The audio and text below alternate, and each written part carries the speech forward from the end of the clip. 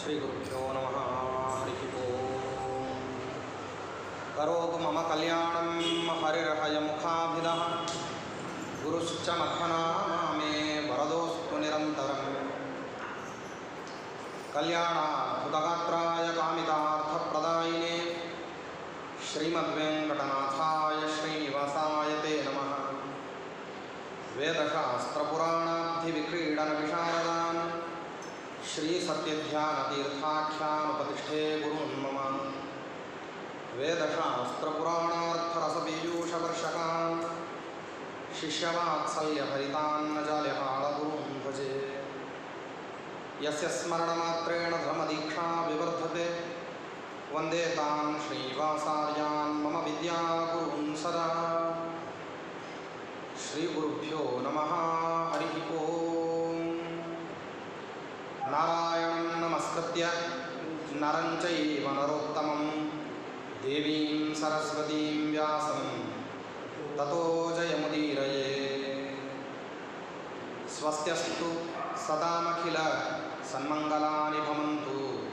ಶ್ಲೋಕೈಕಶ್ರವಣಪಠಣಮಾತ್ರೇಣ ವಕ್ತುಶ್ಚ ಶ್ರೋತॄಣಾಂ ನಿಖಿಲಕಲಿಕೃತಕಲ್ಮಷಾಪನೋದನಪಟುತರೆ ಧರ್ಮಾದ್ಯಖಿಲಪುರುಷಾರ್ಥಸಾಧನೀಭೂತೆ ಶ್ರೀಮನ್ಮಹಾಮುನಿಕೃತೆ ಶ್ರೀಮನ್ಮಹಾಭಾರತೆ ವಿರಾಟಪರ್ವಣಿ ಅದ್ಯ ಕಥಾ ಪ್ರಾರಂಭೆ ಸತಿ ಕಿಂಚಿತ್ ಪೂರ್ವಕಥಾ ಪ್ರಮೇಯಾನುವಾದಃ. ಹರಿ ಓಂ. ಧರ್ಮೋ ವಿವರ್ಧತಿ ಯುಧಿಷ್ಠಿರಕೀರ್ತನೇನ ಪಾಪಂ ಪ್ರಣಶ್ಯತಿ ವೃಕೋದರ ಕೀರ್ತನೇನ ಶತ್ರುನ್ ವಿನಂಕ್ಷ್ಯತಿ ಧನಂಜಯ ಕೀರ್ತನೇನ ಮಾತೃಸುತೌ ಕಥಯತಾಂ ನ ಭವಂತಿ ರೋಗಾಃ. ಶ್ರೀಗುರುಭ್ಯೋ ಹರಿ ಓಂ. ವಂದೇ ವಂದಾರು ಮಂದಾರಂ ವೃಂದಾವನ ವಿನೋದಿನಂ ವೃಂದಾವನ ಕಲಾನಾಥಂ ಪುರುಷೋತ್ತಮಮದ್ಭುತಂ. ಶ್ರೀಗುರುಭ್ಯೋ.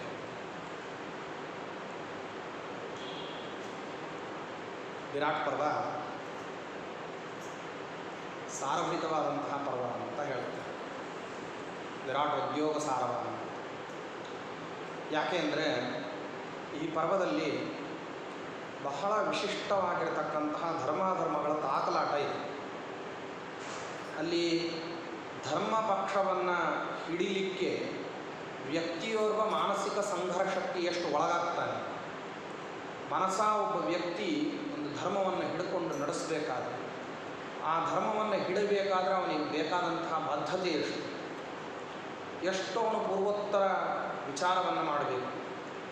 ಲಾಭ ಹಾನಿಗಳನ್ನು ಲೌಕಿಕವಾದದ್ದನ್ನು ಬಿಟ್ಟು ಬಿಟ್ಟು ಪಾರಮಾರ್ಥಿಕವಾಗಿ ತನ್ನನ್ನು ತಾನು ತನ್ನ ಇತಿನೇತಿಗಳಿಗೆ ಹೇಗೆ ಸೀಮಿತಗೊಳಿಸಬೇಕು ಅಂತನ್ನುವಂತಹ ವಿಚಾರ ವಿರಾಟ್ ಪರ್ವದ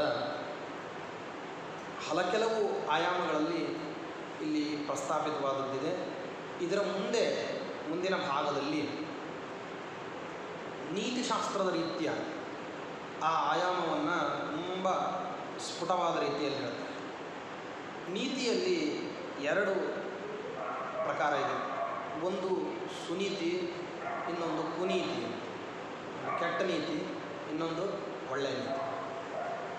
ಮನುಷ್ಯ ತಾನು ಕರ್ಮಗಳನ್ನು ಮಾಡ್ತಿರ್ತಕ್ಕಂತಹ ಸಂದರ್ಭದಲ್ಲಿ ಯಾವುದನ್ನು ಹೆಚ್ಚು ಒತ್ತು ಕೊಟ್ಟು ಮಾಡಬೇಕು, ಸಹಜವಾಗಿಯೇ ಮಾಡತಕ್ಕಂತಹ ಕೆಲಸಗಳ ಮಧ್ಯದಲ್ಲಿಯೂ ಯಾವುದನ್ನು ಹೆಚ್ಚು ಒತ್ತು ಕೊಟ್ಟು ಮಾಡಬೇಕು ಅಂತನ್ನೋದು ಪ್ರಜ್ಞಾವಂತನಾದವನಿಗೆ ಇರಬೇಕಾಗಿರ್ತಕ್ಕಂಥ ಬಲುದೊಡ್ಡ ಮುಖ್ಯವಾಗಿರ್ತಕ್ಕಂಥ ಗುಣ. ಅದು ಪ್ರತಿಯೊಂದು ಕೆಲಸಗಳಲ್ಲಿಯೂ ಕೂಡ ಏನಾಗುತ್ತೆ ಅಂತಂದರೆ, ಒಬ್ಬೊಬ್ಬ ವ್ಯಕ್ತಿಯನ್ನು ಕೂಡ ನೀವು ಗಮನಿಸ್ಕೊಳ್ತಕ್ಕಂಥ ರೀತಿಯಲ್ಲಿ ನಿಮ್ಮ ಲಾಭ ನಿಮ್ಮ ನಷ್ಟಗಳು ಏನಾಗ್ತವೆ ಅಂತ ಗೊತ್ತಾಗ್ತದೆ. ಲೌಕಿಕವಾಗಿಯೂ ಇದು ಬಹಳ ಕಡೆ ಏನಾಗ್ತದೆ ಅಂದರೆ ಸ್ಫುಟೀಕೃತ ಆಗ್ತಾ ಹೋಗ್ತಾ ಇರ್ತದೆ. ಆದ್ದರಿಂದ ಈ ವಿರಾಟ್ ಪರ್ವದಲ್ಲಿ ವಿಶೇಷವಾಗಿ ಇನ್ನು ಮುಂದಿನ ಭಾಗದಲ್ಲಿ ಕುತ್ಸಿತವಾದಂತಹ ನೀತಿಯನ್ನು ಪ್ರಯೋಗ ಮಾಡತಕ್ಕಂಥವರು ಎಷ್ಟು ಒಳ್ಳೆ ಧರ್ಮಮಯವಾದಂತಹ ವೇಷದಲ್ಲಿ ಅದನ್ನು ಪ್ರಕಟಪಡಿಸ್ತಾರೆ ಅಂತನ್ನೋದು. ಸುನೀತಿಯನ್ನು ಪ್ರಕಟ ಮಾಡತಕ್ಕಂಥವರು ಪ್ರಕಟವಾಗಿಯೇ ಅದು ಒಳ್ಳೆಯ ನೀತಿ, ಅದು ಯೋಗ್ಯವಾದಂಥದ್ದು, ಅದು ಹಿತಕಾರಿಯಾದಂಥದ್ದು, ಅದು ದೇಶಕ್ಷೇಮಕ್ಕೆ, ಅದು ರಾಜ್ಯಕ್ಷೇಮಕ್ಕೆ, ಅದು ಸಾತ್ವಿಕರ ಕ್ಷೇಮಕ್ಕೆ ಕಾರಣವಾಗ್ತದೆ ಅನ್ನೋದನ್ನು ಅದನ್ನು ಹೇಳಬೇಕಾದ್ರೆ ಎಷ್ಟು ಎಚ್ಚರದಿಂದ ಹೇಳಬೇಕಾಗ್ತದೆ ಅಂತನ್ನೋದು ಇನ್ನು ಮುಂದಿನ ಭಾಗದ ವೃತ್ತಾಂತ ಇದೆ. ಕೀಚಕನ ವಧ ಅಂತನ್ನೋದು ಏನಾಯಿತು, ಇದರ ತತ್ಕಾಲದ ಪರಿಣಾಮಗಳು ಅಲ್ಲಲ್ಲಿ ಮಾತ್ರ ಗೋಚರ. ಅಂದರೆ ಕೀಚಕನ ದ್ವಾರ ಉಪಕೀಚಕರಿಗೆ ಗೊತ್ತಾಯಿತು, ಉಪಕೀಚಕರು ತಮ್ಮ ವಿಚಾರವನ್ನು ಮಾಡಿಕೊಂಡ್ರು. ಇನ್ನು ಮುಂದೆ ತಾವೇನೇನು ಜಗತ್ತಿನಲ್ಲಿ ದುಂಡಾವೃತ್ತಿಯನ್ನು ಮಾಡ್ತಿದ್ವಿ, ಯಾವ ಕ್ರಮದಲ್ಲಿ ಜನರನ್ನು ಹೆದರಿಸಿ ಬೆದರಿಸಿ ಕಾನೂನು ಕಟ್ಟಳೆಗಳನ್ನು ಮೀರಿ ತಾವು ನಡೆದರೂ ಕೂಡ ಅದು ಹೊರಗೆ ಬರದೇ ಇರೋ ಹೇಗೆ ಸಾಮಾನ್ಯ ಜನರ ಮಧ್ಯದಲ್ಲಿ ಒಂದು ಭಯಕಂಪಿತವಾದಂತಹ ವಾತಾವರಣವನ್ನು ನಿರ್ಮಾಣ ಮಾಡಿ ತನ್ಮೂಲಕವಾಗಿ ರಾಜ್ಯ ಸೂತ್ರಗಳು ತಮ್ಮ ಅಧೀನದಲ್ಲಿದ್ದಾವೆ ಅಂತ ಇಷ್ಟು ದಿವಸ ಏನು ಮಾಡಿಕೊಂಡು ಬಂದಿದ್ವಿ, ಅದು ಕೀಚಕ ಸತ್ತ ಮೇಲೆ ಅಂಥ ಒಂದು ಹಿಡಿತ ಜನರ ಮೇಲೆ ತಪ್ಪಿ ಹೋಗ್ತದೆ ಅಂತನ್ನುವಂತಹ ಭಯಕ್ಕೋಸ್ಕರವಾಗಿ ದ್ರೌಪದಿ ದೇವಿಯನ್ನು ಕೀಚಕನ ಜೊತೆಗೆ ಸುಡಲಿಕ್ಕೆ ಹೋದರು ಉಪಕೀಚಕರು. ಈ ಕೀಚಕ ಮತ್ತು ಉಪಕೀಚಕರು ಮಾಡಿರ್ತಕ್ಕಂತಹ ಈ ಒಂದು ಅಧರ್ಮಮಯವಾದಂತಹ ವ್ಯಾಪಾರಕ್ಕೆ ರೋಷಾವಿಷ್ಟರಾಗಿ ಭೀಮಸೇನ ದೇವರು ಅವರನ್ನು ಕೊಂದದ್ದಷ್ಟೇ ಅಲ್ಲ, ಆ ಕೊಂದಿರತಕ್ಕಂತಹ ದೃಶ್ಯವನ್ನು, ಆ ಶವಗಳನ್ನು ಯಾರು ನೋಡಿದ್ರೂ ಕೂಡ ಭಯಭ್ರಾಂತರಾಗಿ ಮಾತುಗಳು ನಿಂತು ಹೋಗಬೇಕು, ಆ ರೀತಿ ಮಾಡಿಟ್ಟರು. ಅಲ್ಲಿ ಕೇವಲ ಕೊಲ್ಲೋದು ಮಾತ್ರ ಉದ್ದೇಶ ಆಗಿರಲಿಲ್ಲ, ಈ ಕೊಲ್ಲುವಿಕೆ ಅಂತನ್ನೋದು ಹಲವಾರು ಜನರುಗಳಿಗೆ ಪಾಠ ಆಗಿರಬೇಕು ಅಂತನ್ನುವಂತಹ ಆಂತರ್ಯದಿಂದ ಈ ಕೆಲಸವನ್ನು ಮಾಡಿದ್ರು. ಯಾವ ಉದ್ದೇಶದಿಂದ ಭೀಮಸೇನ ದೇವರು ಈ ಕರ್ಮವನ್ನು ಮಾಡಿದ್ರೋ 13 ದಿವಸ ಅಜ್ಞಾತವಾಸ ಇನ್ನು ಉಳಿದಿರಬೇಕಾದ್ರೆ ಈ ವಿಷಯವನ್ನು ಮಾಡಿದ್ದರಿಂದಾಗಿ 13 ದಿವಸ ಪ್ರಾಯ ಎಲ್ಲರೂ ಭಯೋದ್ವಿಗ್ನ ಭರಿತವಾಗಿರತಕ್ಕಂತಹ ವಾತಾವರಣದಲ್ಲಿ ಪರಸ್ಪರರಲ್ಲಿ ಸಾಮಾನ್ಯರು ಸೇರುವಂತಹ ಸ್ಥಿತಿಯಲ್ಲಿರಲಿಲ್ಲ. ಅಂದರೆ ಕೀಚಕನ ವಧೋತ್ತರ ಕಾಲದಲ್ಲಿ ಪಾರ್ಶ್ವ ಪರಿಣಾಮಗಳು ಅಂತ ಏನಿದ್ದಾವೆ ಇದು ಒಂದು ಕಡೆ ಇತ್ತು. ವಿರಾಟ್ ರಾಜ ಅಂಜಿದ, ಸುದೇಶ್ನಾದೇವಿ ಅಂಜಿಬಿಟ್ಲು, ಅವರು ದ್ರೌಪದಿ ದೇವಿಯ ಹತ್ತಿರದಲ್ಲಿ ನಮ್ಮನ್ನು ಕಾಪಾಡು, ನಮ್ಮ ದೇಶ ಬಿಟ್ಟು ಹೋಗ್ಬಿಡು ಅಂತ ಕೇಳ್ಕೊಂಡಿದ್ದೆಲ್ಲ ನೇರ ಪರಿಣಾಮಗಳಿಗೆಲ್ಲ ಏನಪ್ಪ ಅಂದರೆ ತುಂಬ ಅದಕ್ಕೆ ತಾತ್ಕಾಲಿಕವಾಗಿ ಅನುಕೂಲ, ತಾತ್ಕಾಲಿಕವಾದಂತಹ ಪ್ರತಿಕೂಲ ತುಂಬ ಹೆಚ್ಚು ಇರೋದಿಲ್ಲ. ಆದರೆ ಪಾರ್ಶ್ವ ಪರಿಣಾಮಗಳು ಏನಾಗ್ತಾವಲ್ಲ, ಈ ಪಾರ್ಶ್ವ ಪರಿಣಾಮಗಳ ಬಗ್ಗೆ ಮಾತ್ರ ತುಂಬ ಎಚ್ಚರ ವಹಿಸಬೇಕಾಗ್ತದೆ. ಪಾರ್ಶ್ವ ಪರಿಣಾಮಗಳು ಅಂತನ್ನೋದು ಸಾಮಾನ್ಯವಾದದ್ದಿರೋದಿಲ್ಲ. ಆದ್ದರಿಂದ ಈ ವಿಧವಾಗಿರತಕ್ಕಂತಹ ವಧೆಯನ್ನು ಯಾರ್ಯಾರು ಹೋಗಿ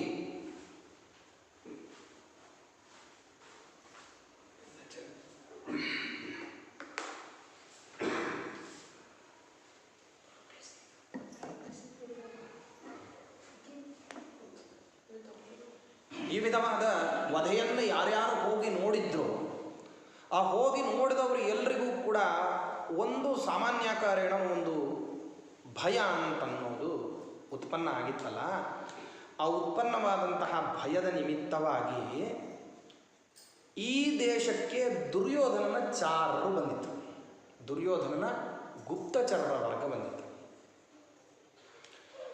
ವಧೆ ಮಾಡೋಕ್ಕಿಂತ ಮುಂಚೆ ಭೀಮಸೇನ ದೇವರು ಇದನ್ನೆಲ್ಲವನ್ನು ಆಲೋಚನೆ ಮಾಡಿದ್ರು ಅಂತನ್ನೋ ಕಾರಣಕ್ಕೆ ಅಷ್ಟು ಭೀಭತ್ಸವಾಗಿ ಸಂಹಾರ ಮಾಡಿದ್ರು. ಯಾಕೆ ಮಾಡಿದ್ರು ಅಂತ ಇನ್ನು ಮುಂದಿನ ಹಂತದಲ್ಲಿ ಗೊತ್ತಾಗ್ತದೆ. ನಾನು ಯಾಕೆ ಸುನೀತಿ ಅಂತನ್ನೋದು, ಅದನ್ನು ಪ್ರಕಟಪಡಿಸ್ತಕ್ಕಂತಹ ರೀತಿ ಅನ್ನೋದು ತುಂಬ ಮಹತ್ವದ್ದು ಅಂತ ಹೇಳಿದೆ ಈಗ ಗೊತ್ತಾಗುತ್ತೆ ನೋಡಿ. ದುರ್ಯೋಧನನ ಚಾರರು ಧರ್ಮರಾಜಾದಿಗಳನ್ನು ಅಜ್ಞಾತವಾಸದಲ್ಲಿ ಕಂಡು ಹಿಡಿದು ಬಿಟ್ಟರೆ ಪುನಃ ವಿವಾದ ಇಲ್ಲದೇನೆ ಅವರನ್ನು 12 ವರ್ಷ ವನವಾಸಕ್ಕೂ ಮತ್ತೆ 1 ವರ್ಷ ಅಜ್ಞಾತವಾಸಕ್ಕೂ ಹೀಗೆ ಕಳಿಸಿಬಿಡ್ಬೋದು ಅಂತನ್ನುವಂತಹ ದುರ್ಯೋಧನನ ಕುತ್ಸಿತ ತಂತ್ರಕ್ಕೆ ಅನುಕೂಲವನ್ನು ಮಾಡಿಕೊಡೋದಕ್ಕೋಸ್ಕರ ಬಂದಂತಹ ವ್ಯಕ್ತಿಗಳು.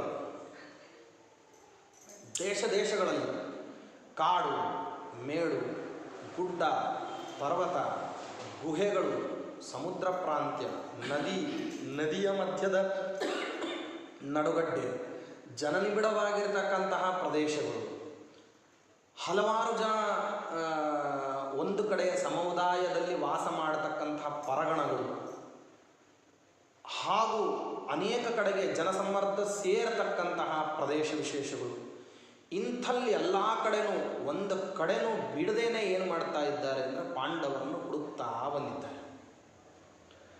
ಆ ಹುಡುಕ್ಲಿಕ್ಕೆ ಬರುವಂತಹ ವ್ಯಕ್ತಿಗಳು ಯಾರೂ ಕೂಡ ಇಂಥ ದೇಶದವರು, ಈ ಕ್ರಮದ ಭಾಷೆಯನ್ನು ಮಾತಾಡಲಿಕ್ಕೆ ಬಂದಂಥವರು, ಇವರು ಇದೇ ದೇಶದವರು ಅಂತ ಗುರುತಿಸ್ಲಿಕ್ಕೆ ಆಗದೇ ಇರೋ ಹಾಗೆ ವೇಷವನ್ನು ಪರಿವರ್ತನೆ ಮಾಡಿಕೊಂಡು ಹಲವಾರು ಜನ ಭಿಕ್ಷುಕರ ರೂಪದಲ್ಲಿ, ವ್ಯಾಪಾರಿಗಳ ರೂಪದಲ್ಲಿ, ದಾರಿ ಹೋಕರ ನೆಪದಲ್ಲಿ, ಮತ್ತು ಈ ಊರಿಂದ ಊರಿಗೆ ಸಂಚಾರ ಮಾಡತಕ್ಕಂತಹ ಈ ಒಂದು ಮುಂಕರಿಗಳು ಅಂತ ಒಂದು ಜನಾಂಗದವರು ಬರ್ತಾರೆ. ಪ್ರಾಯ ಈಗೆಲ್ಲ ಆ ಜನಾಂಗದವರನ್ನು ನೀವು ನೋಡಲಿಕ್ಕೆ, ಆ ಜನಾಂಗದವರು ಒಂದೊಂದೇ ಕಡೆ ವಾಸ ಮಾಡುತ್ತಾರೆ. ಈ ಆಡುಭಾಷೆಯಲ್ಲಿ, ಗ್ರಾಮ್ಯ ಭಾಷೆಯಲ್ಲೆಲ್ಲ ಅವರನ್ನು ಲಂಬಾಣಿಗರು ಅಂತ ಕರೀತಾರೆ. ಅವ್ರದ್ದೇ ಆದಂತಹ ಒಂದು ಪ್ರತ್ಯೇಕವಾದಂತಹ ಊರ ಹೊರಗೆ ಒಂದು ತಾಂಡ ಅಂತ ಮಾಡ್ಕೊಂಡಿರ್ತಾರೆ. ಆ ಸಮುದಾಯದ ಮಧ್ಯದಲ್ಲಿ ಮಾತ್ರ ವಾಸ ಮಾಡುತ್ತಾರೆ. ಅವರ ವೇಷ, ಅವರ ಭಾಷೆ, ಅವರ ಮಾತುಗಳು, ಅವರ ನಡೆ, ಅವರ ಪರಸ್ಪರರಲ್ಲಿ ಕೊಡುತಗೊಳ್ಳುವಿಕೆಯ ವ್ಯವಹಾರಗಳು, ಇದು ಯಾರಿಗೂ ಕೂಡ ಅವೇದ್ಯವಾಗತಕ್ಕಂತಹ ರೀತಿಯಲ್ಲಿ ಕಲಸು ಮೇಲೋಗರವಾಗಿರತಕ್ಕಂಥ ಒಂದು ಭಾಷೆಯಲ್ಲಿ ಮಾತಾಡ್ತಾರೆ. ಹೀಗೆ ಮಾತಾಡಬಲ್ಲತಕ್ಕಂತಹ ವ್ಯಕ್ತಿಗಳನ್ನೇ ಗುಪ್ತಚರ ಕ್ರಮದಲ್ಲಿ ನಿಯೋಜನೆ ಮಾಡಿ ಎಲ್ಲ ದಿಗ್ದೇಶಗಳನ್ನು ಸುತ್ತುವರಿದು ಪ್ರತಿಯೊಂದು ಕಡೆಗೂ ಕೂಡ ನೀವು ಹುಡುಕ್ತಾ ಹೋಗಿ ಎಲ್ಲಿಯಾದರೂ ಪಾಂಡವರು ಸಿಕ್ಕರೆ ತಕ್ಷಣ ಅದನ್ನು ನಮಗೆ ವೃತ್ತಾಂತವನ್ನು ತಲುಪಿಸಬೇಕು ಅಂತ ದುರ್ಯೋಧನನಿಂದ ಆಜ್ಞಪ್ತರಾಗಿ ಹೊರಟಿರ್ತಕ್ಕಂಥ ವ್ಯಕ್ತಿಗಳ ಸಮೂಹ ಅದು. ಅವರು ಕೂಡ ಮರಳಿ ದುರ್ಯೋಧನನ ಹತ್ರ ಹೋಗಬೇಕು ಅಂದರೆ ಒಂದು ಸಂಕೇತಿತವಾದಂತಹ ಸ್ಥಳದಲ್ಲಿ, ಅಂದರೆ ಒಂದು ಸುಗುಪ್ತವಾದಂತಹ ಜಾಗ, ಆ ದುರ್ಯೋಧನಕ್ಕಿಂತ ಮುಂಚೆ ಹೋಗೋದಕ್ಕೆ ಅಲ್ಲಿ ಒಂದು ಕಡೆ ಅಸೆಂಬಲ್ ಆಗಿ ಅಲ್ಲಿ ಎಲ್ಲರೂ ತಾವು ತಂದಿರತಕ್ಕಂತಹ ವಾರ್ತೆಗಳನ್ನೆಲ್ಲ ಪರಸ್ಪರ ವಿನಿಮಯ ಮಾಡಿಕೊಂಡು ಆನಂತರದಲ್ಲಿ ದುರ್ಯೋಧನ ಹತ್ತಿರದಲ್ಲಿ ಹೋಗಿ ವರ್ತಮಾನವನ್ನು ತಲುಪಿಸಬೇಕು ಅಂತನ್ನುವಂತಹ ಒಂದು ಮೊದಲೇ ಪೂರ್ವನಿಯೋಜಿತವಾದಂತಹ ಸಿದ್ಧತೆಯನ್ನು ಮಾಡಿಕೊಂಡು ಏನು ಮಾಡಿದ್ದಾರೆ ಅವರು, ಎಲ್ಲ ದೇಶಗಳು ದಶಾರಣ, ಪಟಚ್ಚರ, ಕಳಿಂಗ, ಕಾಂಭೋಜ, ಮತ್ಸ್ಯ, ಮಗಧ, ಪ್ರತಿಯೊಂದು ದೇಶಗಳು ಯಾವ್ಯಾವ ದೇಶದಲ್ಲಿ ಪಾಂಡವರು ಇರಬಹುದಾಗಿರತಕ್ಕಂಥದ್ದು ಅಂತ ಇದೆಯೋ ಅಂಥ ಎಲ್ಲ ದೇಶಗಳಲ್ಲಿ ಏನು ಮಾಡಿದ್ದಾರೆ ಅಂದರೆ ಹುಡುಕ್ತಾ ಬಂದಿದ್ದಾರೆ. ಹಾಗೆ ಹುಡುಕ್ತಾ ಬರತಕ್ಕಂತಹ ವ್ಯಕ್ತಿಗಳು ಇಲ್ಲಿಯೂ ಬಂದಿದ್ದಾರೆ. ಇಲ್ಲಿ ಮತ್ಸ್ಯ ದೇಶಕ್ಕೆ ಬಂದಿದ್ದಾರೆ. ವಿರಾಟ ರಾಜನ ರಾಜ್ಯದ ರಾಜಧಾನಿ, ವಿರಾಟ ರಾಜನ ರಾಜಧಾನಿ ಉಪಪ್ಲಾವ್ಯ ನಗರ. ಆ ಉಪಪ್ಲಾವ್ಯ ನಗರದಲ್ಲಿಯೇ ಅವನ ವಾಸಸ್ಥಾನ. ಆ ಉಪಪ್ಲಾವ್ಯ ನಗರದಲ್ಲಿ ಏನು ಮಾಡಿದ್ದಾರೆ ಅಂತಂದರೆ ಅಲ್ಲೆಲ್ಲ ಕಡೆಯೂ ಕೂಡ ಬಂದು ಪ್ರತಿಯೊಂದು ಕಡೆಗೆ ಜನಸಮುದಾಯದ ಜೊತೆಗೆ ಬೆರೆಯೋದಕ್ಕೋಸ್ಕರ ನಾನಾ ವಿಧವಾಗಿರತಕ್ಕಂತಹ ವೇಷಗಳಲ್ಲಿ ತಲೆಮರೆಸ್ಕೊಂಡು ಬಂದು ಇಲ್ಲಿಯ ಜನರ ಮೂಲಕವಾಗಿ ವಿಷಯ ಸಂಗ್ರಹಕ್ಕೆ ಪ್ರಾರಂಭ ಮಾಡಿದ್ದಾರೆ.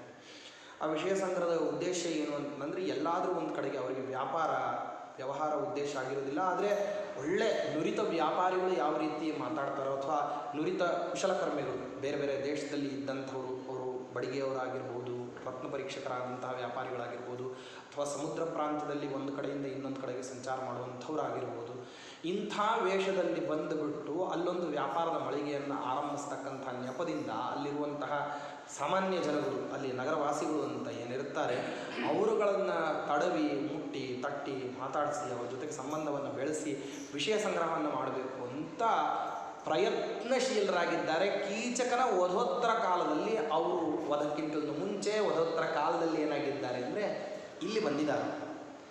ಇಲ್ಲಿ ಬಂದು ಈ ಕಾರ್ಯವನ್ನು ಸುವ್ಯವಸ್ಥಿತವಾಗಿ ಮಾಡಬೇಕು ಅಂತ ಹೇಳಿ ವಿಷಯ ಸಂಗ್ರಹಕ್ಕೋಸ್ಕರವಾಗಿ ಮೊದಲು ಬಂದಿದ್ದಾರೆ. ಕೆಲವು ಜನ ಆನಂತರದಲ್ಲಿ ಬಂದಿದ್ದಾರೆ. ಬಂದುಬಿಟ್ಟು ವಿಷಯ ಸಂಗ್ರಹಕ್ಕೋಸ್ಕರ ಪ್ರಯತ್ನ ಪಡ್ತಾ ಇದ್ದಾರೆ. ಆದರೆ ಯಾರ್ಯಾರ ಹತ್ರ ಹೋಗಿ ಮಾತಾಡಿಸಿದರೂ ಕೂಡ ಕೀಚಕನ ವಧೋತ್ತರ ಕಾಲದಲ್ಲಿ ಯಾರನ್ನಾದರೂ ಮುಟ್ಟಿ ತಟ್ಟಿ ಅವರನ್ನು ಒಳ್ಳೆಯ ಮಾತುಗಳಿಂದ, ನಯಭಯಗಳಿಂದ ವಶಪಡಿಸಿಕೊಂಡು ಏನೋ ಒಂದಿಷ್ಟು ಪದಾರ್ಥಗಳನ್ನು, ಬೇರೆ ಬೇರೆ ದೇಶದಲ್ಲಿ ಸಿಗತಕ್ಕಂತಹ ಕೆಲವಾರು ಪದಾರ್ಥಗಳು ಅಂತಿರ್ತಾವೆ ನೋಡ್ರಿ, ಬಹಳ ಅಪರೂಪದ ಪದಾರ್ಥಗಳು ಅಂತ ಏನೇನು ಇರ್ತಾವೋ ಆ ಪದಾರ್ಥಗಳನ್ನೆಲ್ಲವನ್ನು ತಂದಿರ್ತಾರೆ. ಅಂದರೆ ಈಗ ಕೆಲವು ದೇಶಗಳಲ್ಲಿ, ಉದಾಹರಣೆಗೆ ಬರ್ಮಾದಿಂದ ಮುಂದಕ್ಕೆ ಹೋದರೆ ಒಂದು ದೇಶ ಇದೆ, ಪ್ರಾಯ ಉಗಾಂಡ ಪ್ರಾಂತ್ಯಕ್ಕೆ ಹತ್ತಿರದಲ್ಲಿ ಇರುವಂತಹ ಕೆಲವು ದೇಶಗಳು. ಆ ದೇಶಗಳಲ್ಲಿ ಒಂದು ವಿಚಿತ್ರವಾದಂತಹ ಸುಗಂಧ ದ್ರವ್ಯ ಸಿಗ್ತದೆ. ಆ ಸುಗಂಧ ದ್ರವ್ಯವನ್ನು ಪ್ರಾಯ ಬಳಸಿಬಿಟ್ರೆ ಅದು ಒಂದು ದಿವಸ ಆ ಸುಗಂಧ ದ್ರವ್ಯದ ಊದುಬತ್ತಿ ಅಂತಾಗಲಿ ಅಥವಾ ಅಂಥದ್ದು ಏನಾದರೂ ಬಳಸಿದರೆ ಅದು 8 ದಿವಸ ಅದರ ವಾಸನೆ ಹೋಗೋದಿಲ್ಲ. ಅಷ್ಟು ಸದಾಕಾಲಕ್ಕೂ ಕೂಡ ಅಷ್ಟು ಗಂಧಭರಿತವಾದಂತಹ ವಾಸನೆ. ಆದರೆ ಆ ದೇಶಕ್ಕೆ ಹೋಗಿ ಆ ಸುಗಂಧ ದ್ರವ್ಯವನ್ನು ಯಾರೂ ತರಲಿಕ್ಕಾಗೋದು. ಯಾಕೆ ಅಂತಂದರೆ ಹೋದವರಿಗೆಲ್ಲರಿಗೂ ಕೂಡ ನಿರಂತರವಾಗಿ ಪ್ರಾಣ ಭೀತಿ ಕಾಡ್ತದೆ. ಅಂಥದ್ದೊಂದು ಹುಚ್ಚು ದೇಶ. ಅಲ್ಲಿ ಯಾರನ್ನ ಯಾರು ಯಾವುದಕ್ಕೋಸ್ಕರವಾಗಿ ಕೊಲ್ತಾರೆ ಅಂತ ಗೊತ್ತಿಲ್ಲ. ನೀತಿ ನಿಯಮ ಕಾನೂನು ಕಟ್ಟಳೆಗಳು ಯಾವುದನ್ನೂ ಪರಿಪಾಲನೆ ಮಾಡದೇ ಇರತಕ್ಕಂತಹ ರಾಕ್ಷಸಮಯವಾದಂತಹ ಜನಾಂಗದವರು ಇರತಕ್ಕಂತಹ ಒಂದು ದೇಶ. ಆ ದೇಶದಲ್ಲಿ ಇಂತಹ ಒಂದು ಅದ್ಭುತವಾದ ಸುಗಂಧ ದ್ರವ್ಯ ಸಿಗುತ್ತೆ. ಇದೆಲ್ಲ ಇದೆ ಪ್ರಾಪಂಚಿಕ ವ್ಯವಹಾರಗಳಲ್ಲಿ. ಇಂತಹ ಕೆಲವು ಅದ್ಭುತಗಳು ಸಿಗತಕ್ಕಂತಹ ಪ್ರದೇಶಗಳಲ್ಲಿ ಅಲ್ಲಿರುವಂತಹ ದೇಶದ ವಾತಾವರಣ ಅಂತ ಅನ್ನೋದು ಬಹಳ ವಿಷಮವಾಗಿ ಇರ್ತದೆ. ಸಾಮಾನ್ಯರಿಗೆ ಊಹೆ ಮಾಡಲಿಕ್ಕಾಗೋದಿಲ್ಲ ಅದನ್ನು. ಅದು ಆ ಗಿಡ ಆ ಪ್ರದೇಶದಲ್ಲಿ ಮಾತ್ರ ಬೆಳೆಯತಕ್ಕಂಥದ್ದು. ಆ ಸುಗಂಧದ ದ್ರವ್ಯದ ಗಿಡ ಅಲ್ಲಿ ಮಾತ್ರ ಬೆಳೀತದೆ, ಅದನ್ನು ಅಲ್ಲಿ ಮಾತ್ರ ಬಳಸ್ತಾರೆ. ಯಾರಾದರೂ ಆಕಸ್ಮಿಕವಾಗಿ ಹೋದರೆ ತಂದು ಕೊಟ್ಟರೆ ಒಂದು ದಿವಸ ಆ ಗಂಧವನ್ನು ಬಳಸಿಬಿಟ್ರೆ 8 ದಿವಸಗಳ ಗಟ್ಟಲೆ ಅದರ ಫ್ರಾಗ್ರೆನ್ಸ್ ಹೋಗೋದಿಲ್ಲ. ಅಂತಹ ವಿಚಿತ್ರವಾದಂತಹ ದ್ರವ್ಯ. ಅದನ್ನೆಲ್ಲ ಸಮುದ್ರದ ವ್ಯಾಪಾರಿಗಳು ಅಂತೇನಿರ್ತಾರಲ್ಲ, ಅಂದರೆ ಈ ದೇಶದಿಂದ ಇನ್ನೊಂದು ದೇಶಕ್ಕೆ ಹೋಗಿ ಅಲ್ಲಿಂದ ಮತ್ತೊಂದು ಕಡೆ ಹೋಗಿ ಮಗದೊಂದು ಕಡೆಯಿಂದ ಮತ್ತೊಂದು ಕಡೆ ಹೋಗಿ ವ್ಯಾಪಾರವನ್ನು ಮಾಡಿಕೊಂಡು ಬರತಕ್ಕಂಥವ್ರು ಏನು ಮಾಡ್ತಿರ್ತಾರೆ ಅಂದರೆ ಇಂತಹ ಪದಾರ್ಥಗಳನ್ನು ಒಂದೊಂದು ದೇಶದಲ್ಲಿ ಸಂಪಾದಿತವಾದಂತಹ ಪದಾರ್ಥಗಳನ್ನು ಬೇರೆ ದೇಶದಲ್ಲಿ ಹೆಚ್ಚು ಕ್ರಯಕ್ಕೆ ಮಾರಿ ಏನು ಮಾಡ್ತಾರೆ ಅಂತಂದರೆ ಸಂಪಾದನೆ ಮಾಡ್ತಾ ಹೋಗ್ತಿರ್ತಾರೆ. ನಿತ್ಯದಲ್ಲಿ ಏನಪ್ಪ ಅಂದರೆ ಸಮುದ್ರದಲ್ಲೇ ಅವ್ರ ಜೀವನ. ಅವ್ರು ಯಾವಾಗಲೂ ಒಂದು ಸರ್ತೆ ತಮ್ಮ ಹೆಂಡತಿ ಮಕ್ಕಳನ್ನು ನೋಡ್ಲಿಕ್ಕೆ ಬರೋದು ಅಂತ ಅನ್ನೋ ರೀತಿಯಲ್ಲಿ ಅವ್ರು ಏನು ಮಾಡ್ತಿರ್ತಾರೆ, ಜೀವನ ಪೂರ್ತಿ ಆ ರೀತಿ ಸುತ್ತಾ ಇರುವಂಥವ್ರು. ಅಂಥ ಜನಗಳ ರೂಪದಲ್ಲಿಯೂ ಏನಾಗಿದ್ದಾರೆ ಅಂದರೆ ಬಂದು ವಿರಾಟ್ ದೇಶದಲ್ಲಿ ಪಾಂಡವರಿದ್ದಾರೆ ಏನು ಅಂತ ಹೇಳಿ ಹುಡುಕ್ತಾ ಇದ್ದಾರೆ. ಆದರೆ ಎಲ್ಲಿಯೂ ಕೂಡ ಏನಾಗ್ತಿಲ್ಲ ಅಂದರೆ ಪಾಂಡವರು ಇದ್ದದ್ರ ಬಗ್ಗೆ ಒಂದು ಸಣ್ಣ ಸುಳಿವು ಕೂಡ ಗೊತ್ತಾಗ್ತಿಲ್ಲ. ಒಂದೇ ಒಂದು ಸಣ್ಣ ಸುಳಿವು. ಆಕಸ್ಮಿಕವಾಗಿ ಇಲ್ಲಿ ಯಾರಾದರೂ ಇಂಥ ಅಭೂತಪೂರ್ವರಾದಂತಹ ವ್ಯಕ್ತಿಗಳು ಬಂದಿದ್ರಾ, ಇಂಥದ್ದೇನಾದ್ರೂ ಪಾಂಡವರ ಮಹಿಮಾದಿಗಳನ್ನು ಹೇಳಿಬಿಟ್ಟು ಅವರಿದ್ದರೆ ಯಾವ ರೀತಿಯಾಗಿರತಕ್ಕಂತಹ ಅಭೂತಪೂರ್ವವಾದಂತಹ ಕೆಲಸಗಳು ನಡೀತವೆ. ಯಾಕೆಂದರೆ ಈಗ ನೀವು ಯಾರನ್ನ ಬೇಕಾದ್ರೂ ಮುಚ್ಚಿಟ್ಟು ಬಿಡ್ಬೋದು. ಸೂರ್ಯ ಪ್ರಕಾಶವನ್ನು ಹೆಂಗೆ ಮುಚ್ಚಿಡ್ತೀರಿ?